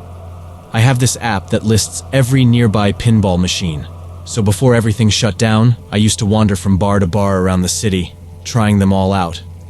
My wife, though, isn't into the noise, so it's mostly been a solo thing for me. But I've come to like that, seeing where the night goes, just me, my drink, and the buzz of the city. Last weekend, they finally lifted the mask rules here, and today I had only a half day at work. So I decided to catch a bus downtown and see if I could find a Sopranos pinball machine. It's my favorite for its clever design, and because I can usually stretch a couple bucks into a good amount of playtime. The first bar I hit was one I'd played at before, and it still had the Sopranos machine, though it was in bad shape this time. I wasted a few tries, but the machine was barely functional. Since I was determined to make the most of my first night out in months, I gulped down my beer and opened the app, hoping to find another option close by. To my surprise, there was another bar just a few blocks away that had a Sopranos machine too. I hadn't checked this spot out before, so I started walking over. The place should have been an easy 10-minute stroll, but I got caught in a construction detour that stretched it to nearly 20. By then, the sun was dipping low, and this massive flock of birds started swirling around overhead. I sped up a bit, trying to dodge the mess they were making on the street as they passed by. When I finally reached the bar, it was worth it. The place had a great vibe, and even better, the pinball machine was working perfectly. A guy at the jukebox was playing some solid tracks, setting up a great atmosphere. After a few games, I went to ask the bartender where the bathroom was, only to learn it was out of order due to a plumbing issue. I was already getting uncomfortable, so I thanked the bartender, settled up, and checked the app one more time. And that's when I saw it. A bar I thought had shut down years ago showed up on the map, just a block or two away, and they had a Sopranos machine listed. I step out of the restroom and grab a beer at the bar, weaving through the crowd back toward this tiny, tucked-away room with a handful of old arcade games. When I walk in, I'm thrilled. The Sopranos machine sits there in nearly perfect shape and the room is completely empty. It's exactly what I was hoping for. I'm a couple of rounds in, feeling great, when this younger guy, maybe 25 or so, strolls in and asks if I'd be up for playing doubles on the next game. I nod, genuinely excited. It's been a while since I've had anyone to play against. He introduces himself, though honestly, his name didn't stick. We start talking, and he mentions he's from Philly and thinks everyone's glued to their phones way too much. He goes on about how society is falling apart and how things were so much better before. He's clearly frustrated, like he's looking for someone to guide him or something. I get it. When I was around his age, I felt similarly lost. So I try to steer the conversation in a lighter direction, bringing up a few examples of how, over time, new tech often helps things in the long run. I ask him what brought him out west to Seattle, trying to change the vibe. That's when things go off. He gets cagey, muttering about how Seattle's just as messed up as Philly. I take a sip of my beer and focus back on my game, hoping he'll drop it. But then he tells me, straight up, that he's been following me from the first bar. At first, it doesn't even register. Then he starts describing that flock of birds we both dodged on the way over here. And I realize he's serious. He's been tailing me for hours. He then claims he got into it with the bartenders at the last place, which sounds bizarre. Both bartenders had been friendly, even apologizing about the restroom being out. And from where I'd been playing, I could see the whole bar. If there had been an argument, I definitely would have noticed. So, if his story's true, this must have happened after I left, which is honestly just as weird. Meanwhile, I'm still playing, trying to act casual as he keeps rambling, like we're old friends. I start patting down my pockets, checking my phone, wallet, everything. The moment my ball finally drains, I grab my jacket, give him a quick, firm clap on the shoulder, and head straight for the door. I make a beeline through the crowd, back out onto the street, and then triple time it to the train station, zigzagging down random streets to make sure he's not following. I finally make it to the station without seeing him again, but the whole thing has left me rattled. So, to the guy who thinks everyone's too busy with their phones, if we cross paths again, stay out of my space and away from my Sopranos pinball.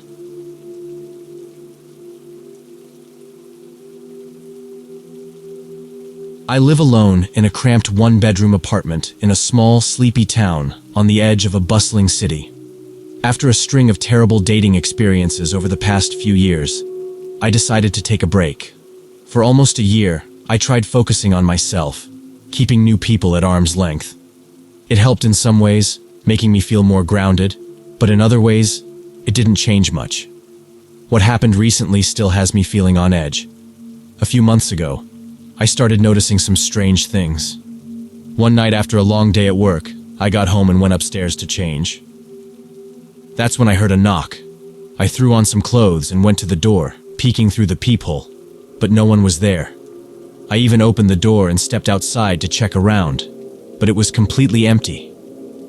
Figuring it was just a prank or maybe someone hitting the wrong house, I brushed it off and moved on with my night. The next morning, the knocking came again. It was early, around 5 a.m., which was way before I usually get up. I decided to stay in bed, hoping it was just a one-off thing. Later, I checked my front door, thinking there might be a package, but nothing was there. That's when I started feeling unsettled. Random knocks at my door at odd hours, with no apparent reason. I made sure everything was locked up before leaving for work, and when I told my coworkers about it, they all found it creepy, but didn't have any solid advice on what to do about it. I left work that evening with a strange weight on my chest. A big part of me dreaded going home, afraid that the knocking would start up again, or worse, that whoever was behind it might be waiting for me. When I finally pulled up, I stopped cold. A shadowy figure stood right at my front door. I froze in my car, barely able to breathe. I wasn't even all the way in the driveway. The person turned, maybe hearing my car, and took off down the sidewalk, disappearing around my neighbor's house and into the trees nearby. I couldn't get out. Instead, I dialed 911 and waited until an officer showed up. He looked around, asked me a few questions, but without a clear face or reason, there wasn't much he could do. I just felt more uneasy as he left, the emptiness of my house suddenly feeling too close. Over the next couple of days, I kept my eye on everything, but the knocks stopped, and no one showed up at my door. Maybe it was finally over. But that Wednesday, I got back home around 7 p.m., parked in my garage, and stepped inside. I went upstairs to change out of my work clothes, then came back down to make something quick for dinner. As I switched on the light, I froze. There was a man sitting calmly at my kitchen table, about 10 feet away, and he was watching me. I could barely process it before I realized it was my ex, the guy I'd briefly dated last year. His face was pale, lifeless almost, his eyes unblinking. He motioned for me to sit with him, speaking in this calm, empty voice about needing my forgiveness. I didn't move. I remembered enough from our short, messy relationship to know he wasn't stable, which was why I'd ended things. He'd barely spoken to me after that, so why was he here now? My mind raced, searching for any way to get out. Finally, I decided I had to make a run for it. I turned and bolted up the stairs, locking the door to my room and calling 911 as he started pounding on it, yelling for me to open up. His voice was loud, then eerily soft, switching between begging and raging. Between breaths, I told him we could talk if he left the house and met me outside. There was a moment of silence. Then I heard him shuffle back down the stairs. Moments later, the police arrived, and I could hear them telling him to stop. But he slipped away into the night. They caught him the next day at his place. After searching his phone, they found he'd been stalking me for months. There were hundreds of photos, images of me at home, of my front porch, even of me through the window. Most were taken over the past few months, making it clear he'd been watching for a while.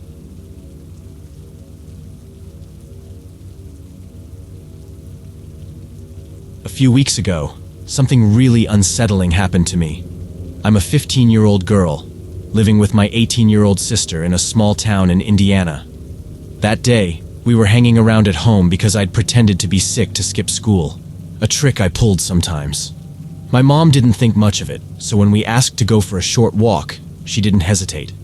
The neighborhood we live in has some weird people around, so we usually stick together. As we headed down the road to the cluster of mailboxes at the end, we noticed a guy standing there but didn't think twice about it. We always see people getting their mail, so he didn't stand out. We passed him, kept going, chatting about random stuff, when out of nowhere we heard a loud "Hey!" from behind. Turning around, we noticed a gardener struggling to stop this man who was following our path. My sister tried to brush it off, saying maybe he was going the same way, but then she stepped on something sharp, glass, I think, and couldn't walk right. I started getting a bad feeling. The guy noticed she was limping and started walking faster toward us. He didn't look like someone who wanted to help. He looked like he was closing in on something he'd been waiting for. We kept walking, but made sure not to let him see us glancing back too often. To throw him off, I said loudly to my sister, hoping he'd hear, "Isn't Dad supposed to meet us soon?" My sister caught on fast and nodded, saying, "Yeah, he'll be here in a minute." The man's pace slowed as he passed us, glancing back every so often until he was out of sight. We rushed home, patched up my sister's foot, and tried to shake off the creepiness of the encounter. But that wasn't the end.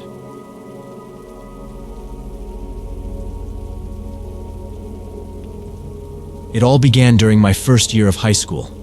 I'm now a cleaner at the same school, and every detail of this is true. This started happening near the end of that freshman spring. Strange things picked up later in sophomore year, and one more thing has happened this junior year so far. I tried finding some police records to back it up, but they must have been cleared out by now. To give you a clearer picture, here's a little about me. I'm tiny, like 5'1" and barely 100 pounds. I'm a girl, but most people think I look like a kid because of my boyish haircut and athletic build, similar to that Jordan character from The Great Gatsby. My bedroom window is ground level, so someone could sit in the yard outside and see right in if they wanted. Half my room's underground, the other half is exposed.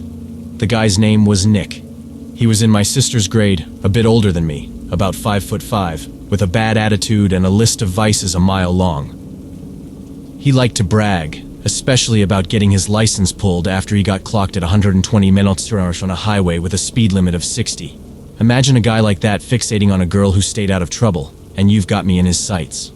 It was that spring semester of freshman year, right around prom season. I'd signed up for an art class to snag an elective credit. One day, Nick just strolled in while I was chatting with friends about our projects. I don't remember him being in the class before, which was weird. But we ended up talking, and we actually hit it off. Within a week, he was showing up outside my classes, hanging around the hallways. We'd chat during breaks, and I didn't think much of it, just being my clueless 14-year-old self. We'd end up sitting together on the bus, chatting, which seemed to only encourage Nick even more.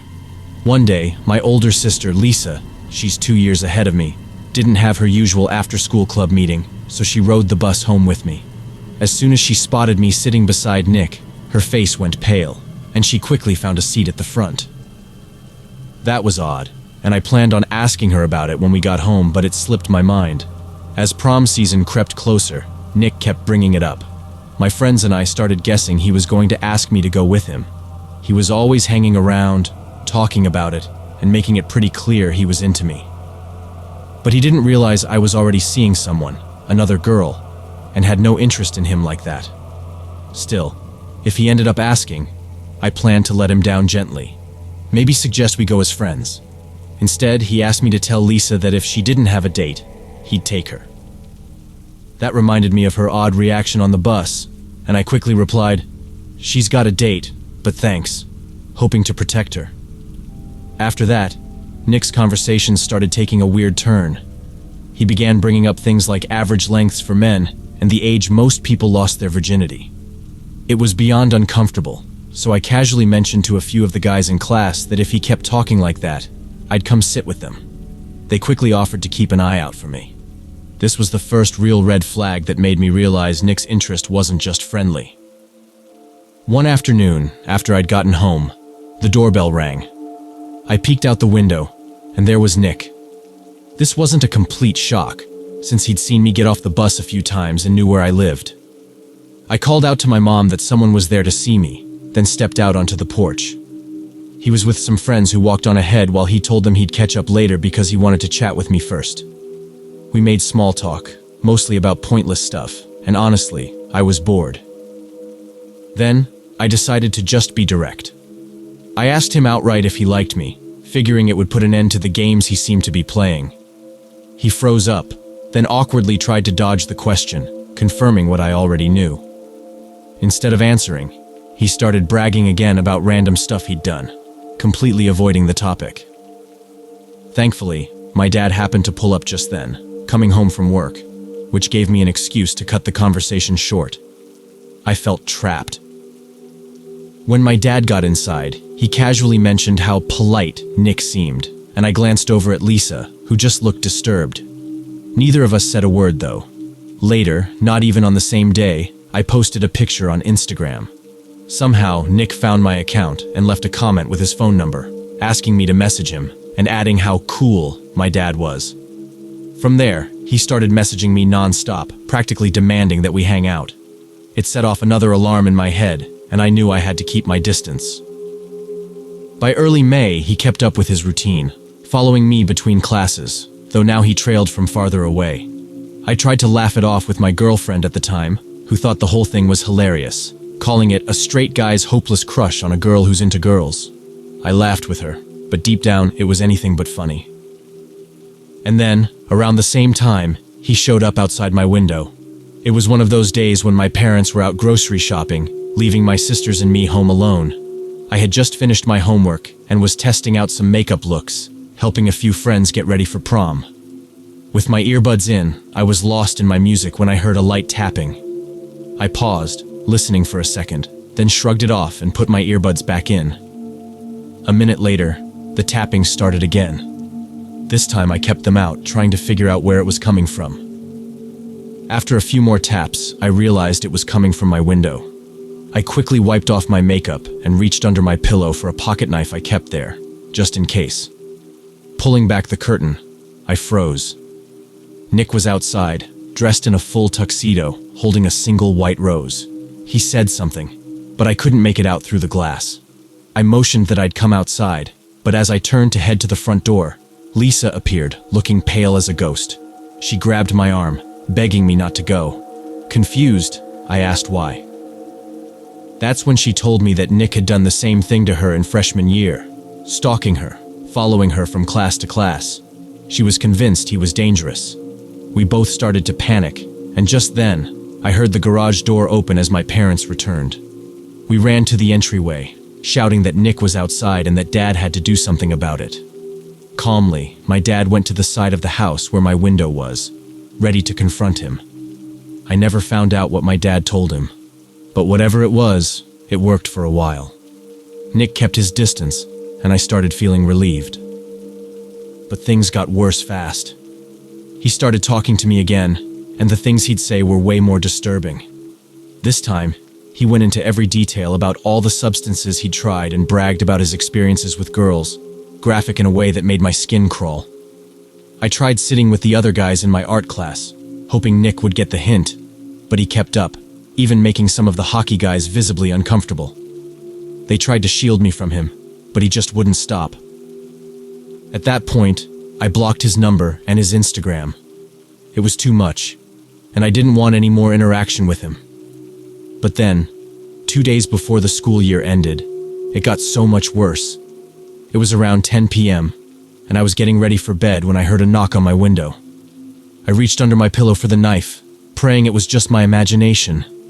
But when I peeked out, I saw a dark figure standing there. My heart dropped. I knew it was Nick. I yanked the curtains shut and bolted upstairs to my parents' room, nearly in tears as I told them what happened. My dad and I went back down to my room, but Nick was gone. Dad thought maybe he was hiding somewhere in the bushes by my window. He turned on the back porch lights and let the dogs out, hoping they'd scare him off. I was just starting to calm down when another knock came, louder this time. Dad stormed outside and found Nick, hood pulled up, sitting right there by my window. I don't know what exactly went down, but Dad called the cops and they ended up taking Nick back to his house. I was terrified and angry. Why wouldn't he just leave me alone? But it didn't even end there. Later, during a family trip, Dad was retelling this story, and I learned some things he'd left out. Turns out, when Dad confronted Nick, he could tell right away that he was both high and drunk. My dad made him empty his pockets, finding a switchblade and a bag of weed, which made my stomach twist. I didn't know he'd been carrying something like that. The next day, during math class, I took a seat facing the window, my back to the door. About halfway through the period, a girl in the class suddenly shouted my name, telling me to turn around. I glanced back, along with everyone else, and there was Nick, standing right behind me, staring without saying a word. I jumped up, ready to fight him off, but he ran out of the classroom before I could. I stood there in the doorway, shaking, before finally breaking down into tears. 3 classmates came over to comfort me, and my girlfriend went straight to tell the teachers what was going on. What haunted me most, though, was how Nick had found my class schedule. I'd never shared it with him. Later that day, my mom, Lisa, and I went to speak with the school's police officer, hoping to get some action taken. They suggested a no-contact agreement, but we decided against it since it would take too long to process, and the school year only had a few days left. When the officer questioned Nick about why he'd been following me, he reportedly shrugged it off, saying it was just because neither Lisa nor I had ever outright told him no. The school year ended, and I didn't see him at all over the summer, which was a relief. But sophomore year came, and he was somehow in one of my classes. I hadn't planned on it, but I had to rearrange my schedule after a messy breakup, and that's how it happened. The first day, I pulled my teacher aside and gave her a quick rundown of everything, and she kept an eye out. My classmates stepped in too, making sure he couldn't get near me, and every time he tried, the teacher shut him down. She genuinely looked out for me, and we've stayed close ever since. The rest of that year went by without any incidents. By junior year, he was almost a distant memory. That was until one morning, when I turned off my alarm and saw a random Facebook message from someone I didn't recognize. My Facebook settings were strict. I'd locked down everything to avoid strangers contacting me. The message was awful. I don't even want to repeat the words. They were violent and graphic.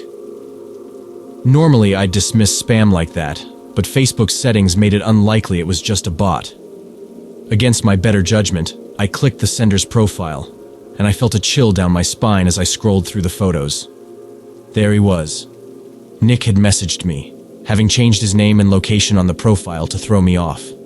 I showed the message to a few people, not ready to bring my parents into it yet. My current boyfriend took it to his mom, who happened to be our school's chemistry teacher, hoping she could help. She strongly advised me to tell my parents, especially because other teachers had seen Nick lurking around the school grounds recently. She might have been able to act faster than the police. To this day, nothing has been done about Nick. But I swear, if he keeps pushing his luck, things won't end well for him. I've hit my limit. He's caused enough grief for me and my family, and we're done with his threats. Be careful who you let in, and guard your personal info. Trust me, you don't want to end up where I am.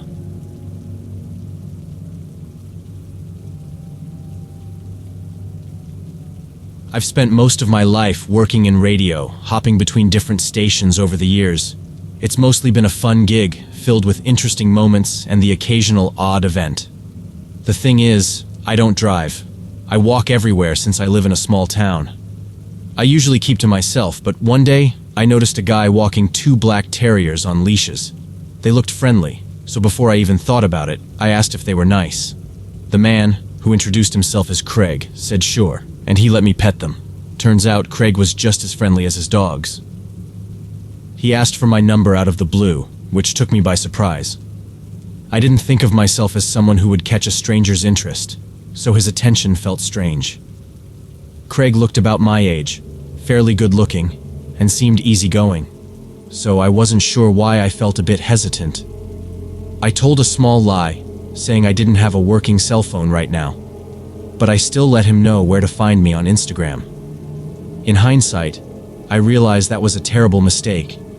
I didn't even think about how my job details were visible right there on my profile. A few days later, he started showing up outside the station, just hanging around with his dogs in the parking lot after my shifts ended. Every time he'd ask me out, but I'd turn him down politely. I'd just gotten out of a couple of bad relationships and wasn't ready to jump into anything new.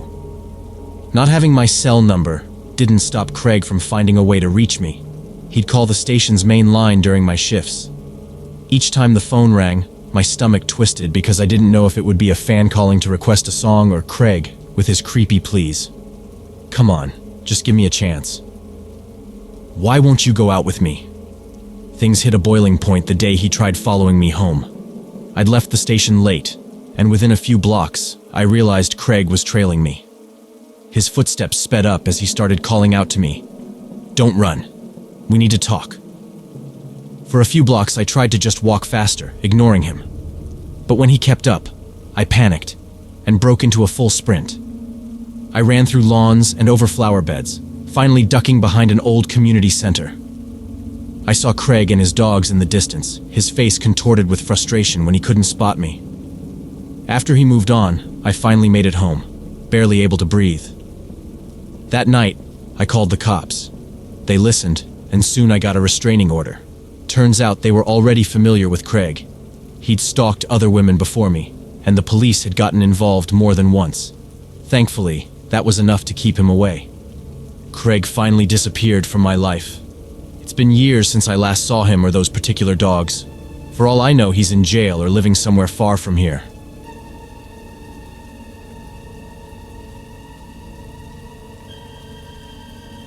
When I was 17, we lived about 15 minutes outside a tiny village, tucked into the hills.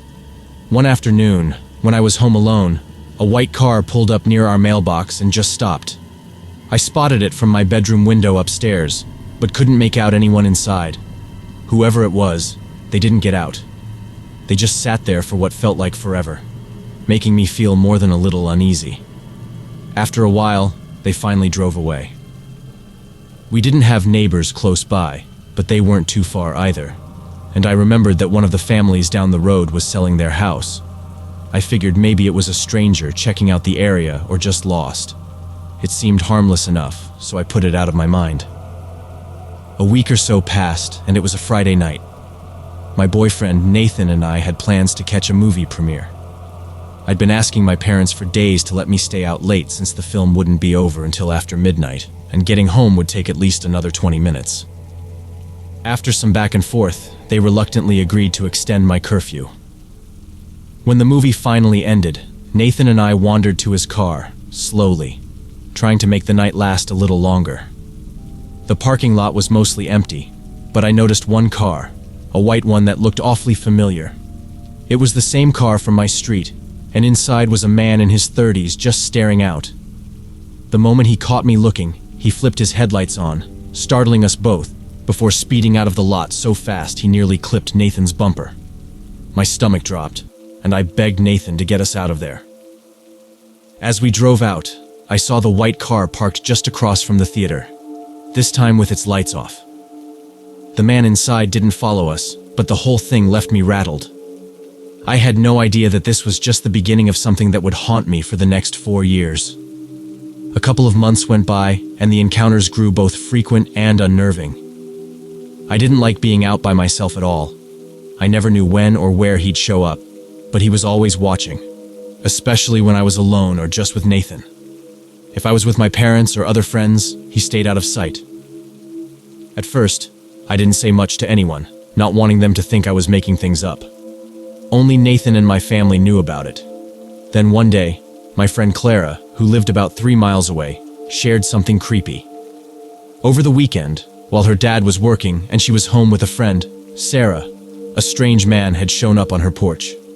It was late afternoon when Clara and Sarah began to smell cigarette smoke inside the house. My heart pounded hearing her story. By then, I'd often smelled cigarette smoke lingering around my place too. I'd even found cigarette butts near the windows, even though none of us smoked. It seemed too close to be a coincidence, but I hadn't connected it to him until that moment. The man just turned and strolled off, almost like he had all the time in the world. The police came out to investigate, but the only thing they found were cigarette butts left on the porch and scattered around the backyard. It was like he'd been there a while, just hanging around. When I described him to Clara, her eyes widened. It was the same guy. She hadn't seen his car at all. She figured he'd parked further down the road and either hiked up her half-mile driveway or took a shortcut through the woods. The thought of him sneaking around like that made my skin crawl. Over time, I filed report after report with the police, who took every one of them seriously. They always showed up fast, and not once did they question if I was telling the truth. The problem was, he seemed to know just how to evade them. We started wondering if he had a police scanner in that white car of his, so he'd hear when they were on their way. He always disappeared before they could catch him, slipping back into the night. 2 years went by, and I kept looking over my shoulder, feeling like I was being watched constantly. One night, close to 2 years after Clara's encounter, I was out with Nathan again. My parents were gone that evening, and since they had a strict rule about me being home alone, we decided to wait outside until they got back. They were about 10 minutes away, so we sat in Nathan's truck, watching the street. We were already uneasy, and for good reason. Out of nowhere, we spotted headlights turning on from the thick trees just across the street from my driveway. He'd been there the whole time, hiding his car in the bushes, just waiting for us to come back. Nathan instantly dialed 911, and I called my dad, who promised he was on his way, but I could tell by his voice he was panicked. Then the man revved his engine, flashing his lights at us like some kind of warning. He stepped out and started walking toward us, so slow it made my heart race even faster. He looked so calm, almost mechanical, like he was savoring every second of our fear. I was crying, desperately gripping Nathan's arm as we locked the doors.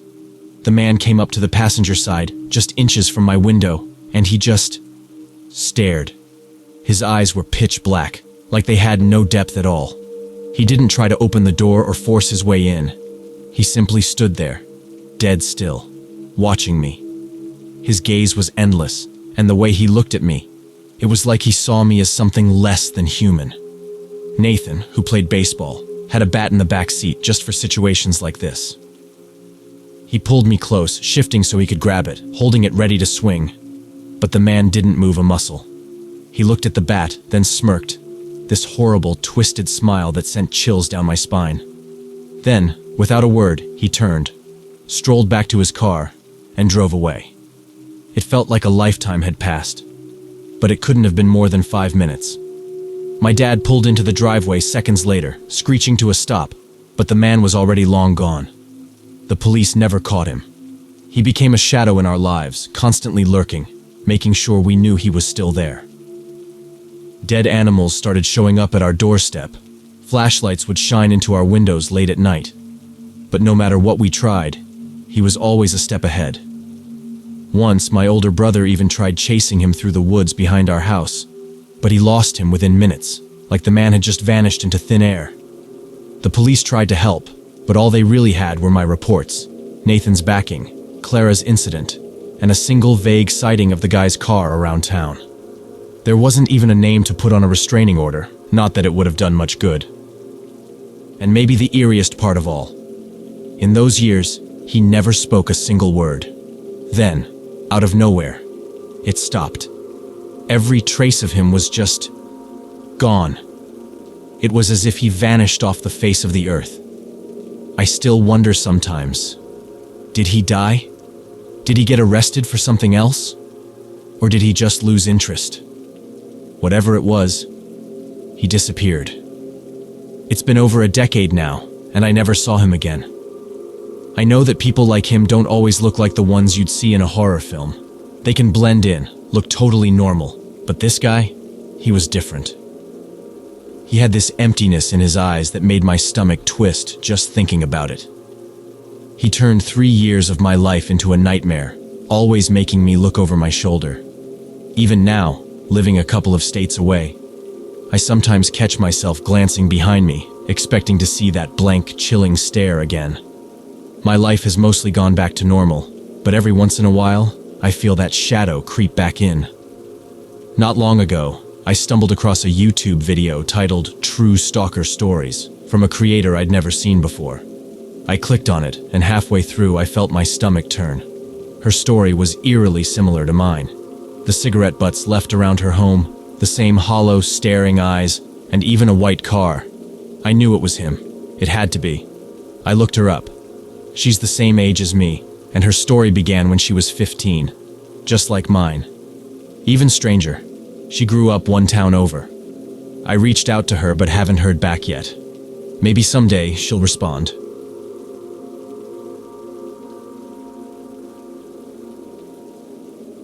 This happened around 3 years back. I had just turned 21 and started my second year in college in a small Texas town. My parents were the figure-it-out-yourself type. They always taught me that I had to work for what I wanted. They expected me to cover all my tuition without a dime from them. I wasn't thrilled. It wasn't that I minded working, but I worried about what long hours would do to my social life. I wanted to actually enjoy college. I picked up a job as a waiter at a local barbecue joint, but hours were spotty and tips weren't anything special. My dad suggested doing yard work on the side and even let me borrow his old lawnmower and leaf blower. So I started taking on lawn gigs and got a few steady customers by word of mouth. My best friend Reed was working at a nearby convenience store while going to the local community college, and he'd been telling people about my lawn service whenever he could. I was making just enough to cover school fees, with a bit left over to fix up my rusty old truck. One day, Reed mentioned a guy he worked with at the store. The guy was a bit older, maybe around 24, and went by Drew. Apparently, Drew wasn't exactly chatty, kept to himself, and barely cracked a smile. Reed said Drew needed someone to mow his front and back lawn since he was too busy. Reed gave him my number, which I was totally fine with. I'd been passing it out to anyone who might want a lawn guy. What I didn't know then was that this would set off a series of events that haunted me for a whole year. Drew texted me on a Friday morning, the day after Reed and I talked about him. His message was straightforward. "Hey man, Reed mentioned you do yard work. Can you take care of mine?" I said yes, then asked how often he'd need me given the rain in this part of Texas. Drew said he wasn't sure if he could afford it weekly, which I figured was no problem. Maybe we'd work something out. I got out of bed, threw on some work clothes, and drove over to his place on the far edge of town, past the dry creek. His house sat in a rundown neighborhood, where most houses looked abandoned, and the yards were overgrown with knee-high weeds. I pulled up alongside his curb and shot him a quick text to let him know I was there. A moment later, he stepped out of the house in a faded hoodie and sweats, looking like he'd just rolled out of bed. I tried to keep it light, smiling as usual. "Late night?" I joked. He just stared back, not answering, then ran his fingers through his messy light brown hair like he was zoning out. We stood there in silence, his dark eyes just fixed on me, and it felt strangely tense. I glanced down, noticing branches scattered across the yard from a storm a few days earlier. "You guys managed through the storm okay?" I asked, nodding toward the downed branches. He just shrugged and said, "We're fine."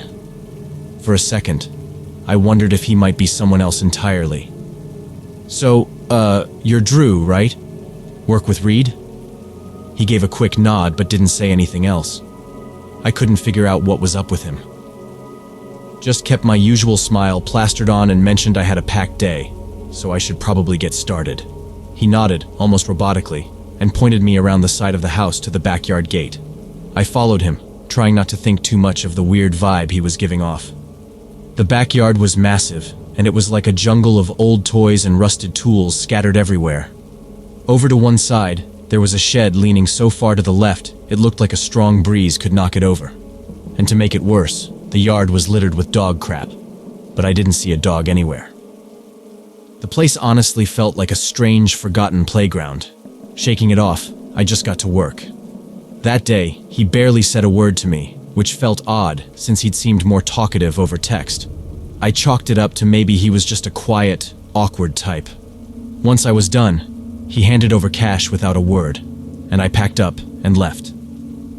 Later that night, he texted me, apologizing for how quiet he'd been, explaining that he'd been stressed and hadn't been sleeping well.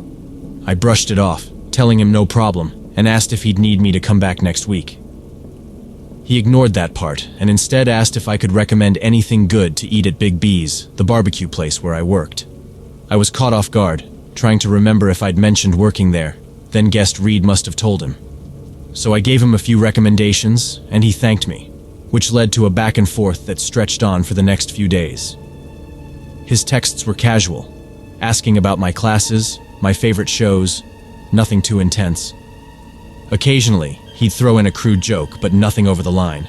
He actually seemed kinda cool through our texts. The strange part was that he only seemed to text me late at night or super early on weekends, but I figured he was just a night owl. He was a paying customer, and I'm a pretty chill guy, so I figured let him be weird if he wants.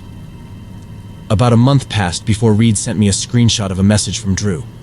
Apparently Drew had texted Reed, claiming I'd sent him a bunch of awful stuff, calling him names, saying he'd never get a date and needed a real job. He even threw in homophobic slurs, which pissed me off since I have a cousin who's gay and we're really close. At that point, I decided it was best just to leave Drew alone. This guy seemed like he had issues and was trying to pick a fight over nothing. But a few days later, he started messaging me again, acting like nothing weird had happened. The texts kept coming, like we were best friends or something, and eventually, I lost my patience. I finally shot back, "Look, I know what you did. If you know what's good for you, you'll stop texting me." He played dumb at first, then started apologizing over and over, but I was done. I had school, work, and actual friends to worry about, not this guy. I blocked him, thinking that'd be the end of it. But a couple of weeks later, I got another text from a new number. It was Drew again, apologizing once more, so I blocked that number too, hoping he'd get the message, but he didn't. He tried to reach me through Snapchat next using a fake profile. The name looked familiar, so I accepted without thinking too much about it. He messaged me, asking if I still worked at Big B's. I told him no, explaining they'd cut my hours.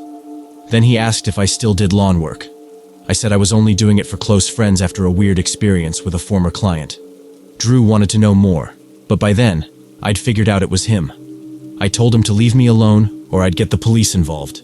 Then, I got a text from my girlfriend asking if I knew some guy named Evan. Apparently, Evan told her he'd seen me with another girl at a party. I was floored. I explained the whole situation, figuring she wouldn't believe me since I didn't exactly have the cleanest record when it came to dating. But I promised her I hadn't done anything, and that this Drew or Evan guy was off the rails. She suggested I start collecting evidence, taking screenshots of all the messages, and so I did, hoping it'd help if this escalated further. Most of the texts were just more apologies, him saying he was sorry and asking me to forgive him. But one Saturday night, things got way creepier. My phone buzzed with a message from him, and this time, it was a picture of my house taken from right outside. I was at my place with some friends, including Reed. I showed them the photo immediately, and Reed suggested we call the cops. Some of my other friends, who were a bit more hot-headed, were all for going outside to confront him. I was torn. I didn't want to get the cops involved if I didn't have to, but the idea of heading outside without knowing if he was armed freaked me out too. In the end, I told everyone to stay put and not do anything stupid. I carefully peeked out through the blinds, but the yard was empty. He must have bolted right after snapping that picture. I didn't hear from him again for a few weeks, and Reed mentioned that he and the other workers had asked their boss to avoid putting them on shifts with Drew. I figured, finally, he was moving on. Then, one chilly October evening, I came home from my last class to find my mom looking pale and shaky. I'd never seen her like that, and I asked what was wrong. She was holding something, her hands trembling as she passed it to me. It was a big manila envelope left on our front porch. Inside were a bunch of Instagram photos of me, my eyes scratched out and bright red X's drawn over my face. A cold fear hit me like I'd never felt before. My mom was terrified too and insisted we call the police. She even reached out to a family friend who worked with the sheriff's office. 2 officers came by, took statements from us, and told us to report it immediately if he ever came around again. After that, Drew just disappeared from my life. Reed later told me he'd been fired from the convenience store for stealing from the register. The months went by, and slowly, I started to feel normal again, like I could finally stop looking over my shoulder. Then one day, while I was out running an errand for my mom, I saw him. Drew was standing by the side of the road, holding up a cardboard sign for spare change. Our eyes met, and for a split second, I froze. His stare was empty, like there was nothing human left in him. My stomach dropped, and I felt that same sick chill creeping up my spine.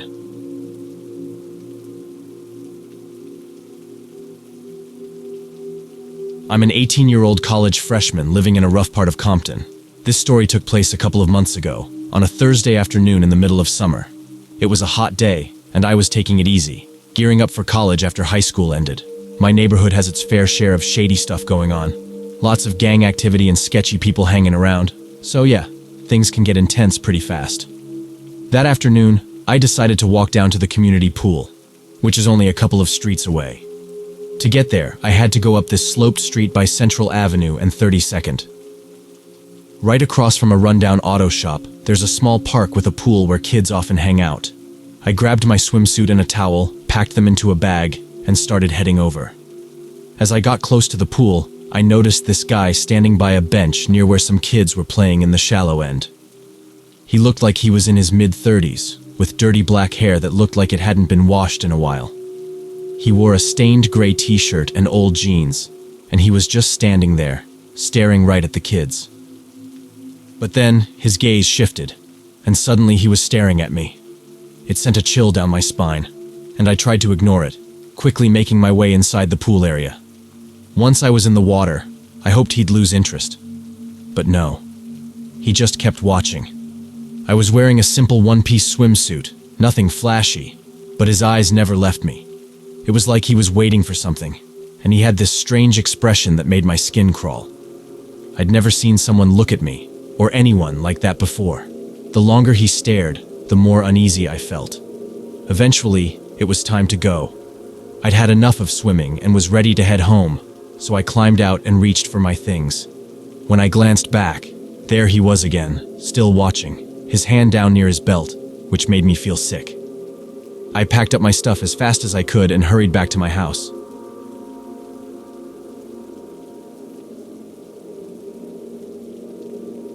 About 2 weeks back, something happened that still gives me chills when I think about it. It started off like any regular day. My mom suggested we go grab a meal from a small Thai place I loved, and we thought it'd be nice to bring my 3-year-old sister and 5-month-old brother along. After we finished eating, we kept up our usual habit of going to the park to let my sister burn off some energy. We drove to this nearby park with a small pond, and as usual, I looked around first to make sure everything felt safe. I'm naturally careful, maybe overly so. The first 15 minutes were fine. I took a few photos by the water, just enjoying the trees and open sky, before turning my attention back to my sister. Once we decided it was time to leave, my mom went to settle my brother back into his car seat. and I noticed a cluster of ducks in the middle of the parking lot. My sister was fascinated, so I walked her over to where we could watch them from a little distance. While I was snapping a few pictures, I sensed someone approaching from my side view. I figured it was just another park goer, but then he stopped, looking like he wanted to talk. He stood only about 5 feet away, muttering something about missing his bus. I answered politely at first, not thinking too much of it, but he kept repeating the same question, like he didn't hear me the first time. I started to feel that creeping discomfort, my heart racing a bit as I noticed that he kept moving closer. He was tall, had a scruffy beard, and wore a faded baseball cap over thinning hair. Even though I knew my mom could handle herself, something about the way he moved toward her put me on edge. He wasn't hesitating. He walked right up to her, and I felt this horrible fear that he might try something. My mind was spinning. I didn't want him near her or us. Clutching my sister, I hurried over, hoping he'd back off if he saw us together. But when I got close, I saw my mom reaching into her bag and pulling out some cash. She handed him a few bills, and he just stood there, lips moving, though no sound came out. His mouth was moving so fast it was like he was talking to her in silence. His hands were trembling, his whole stance jittery. Then, suddenly, after my mom handed him a couple more bills, he turned and sped off down the park's path. Relief washed over me as he disappeared.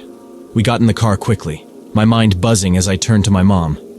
"Mom, do you think he was on something?" I asked. She shook her head, saying he looked like someone in need, maybe homeless. He'd told her he needed money to catch a bus to reach family up in Houghton. We live in a small town in Michigan, and Houghton is a long way north, way out of reach without some serious help. As we pulled out of the lot, I glanced in the direction he'd run, but it was like he'd vanished. A chill ran through me, realizing how close he'd come to us. After a few days, the fear faded, but while scrolling through photos on my phone, I came across the shots I'd taken of my sister with the ducks. In 2 photos, the man was there, moving in from the corner of the frame. I hadn't noticed him before. He was almost part of the background. Even though I wasn't exactly spooked, I couldn't help thinking about how easily things could have gone wrong.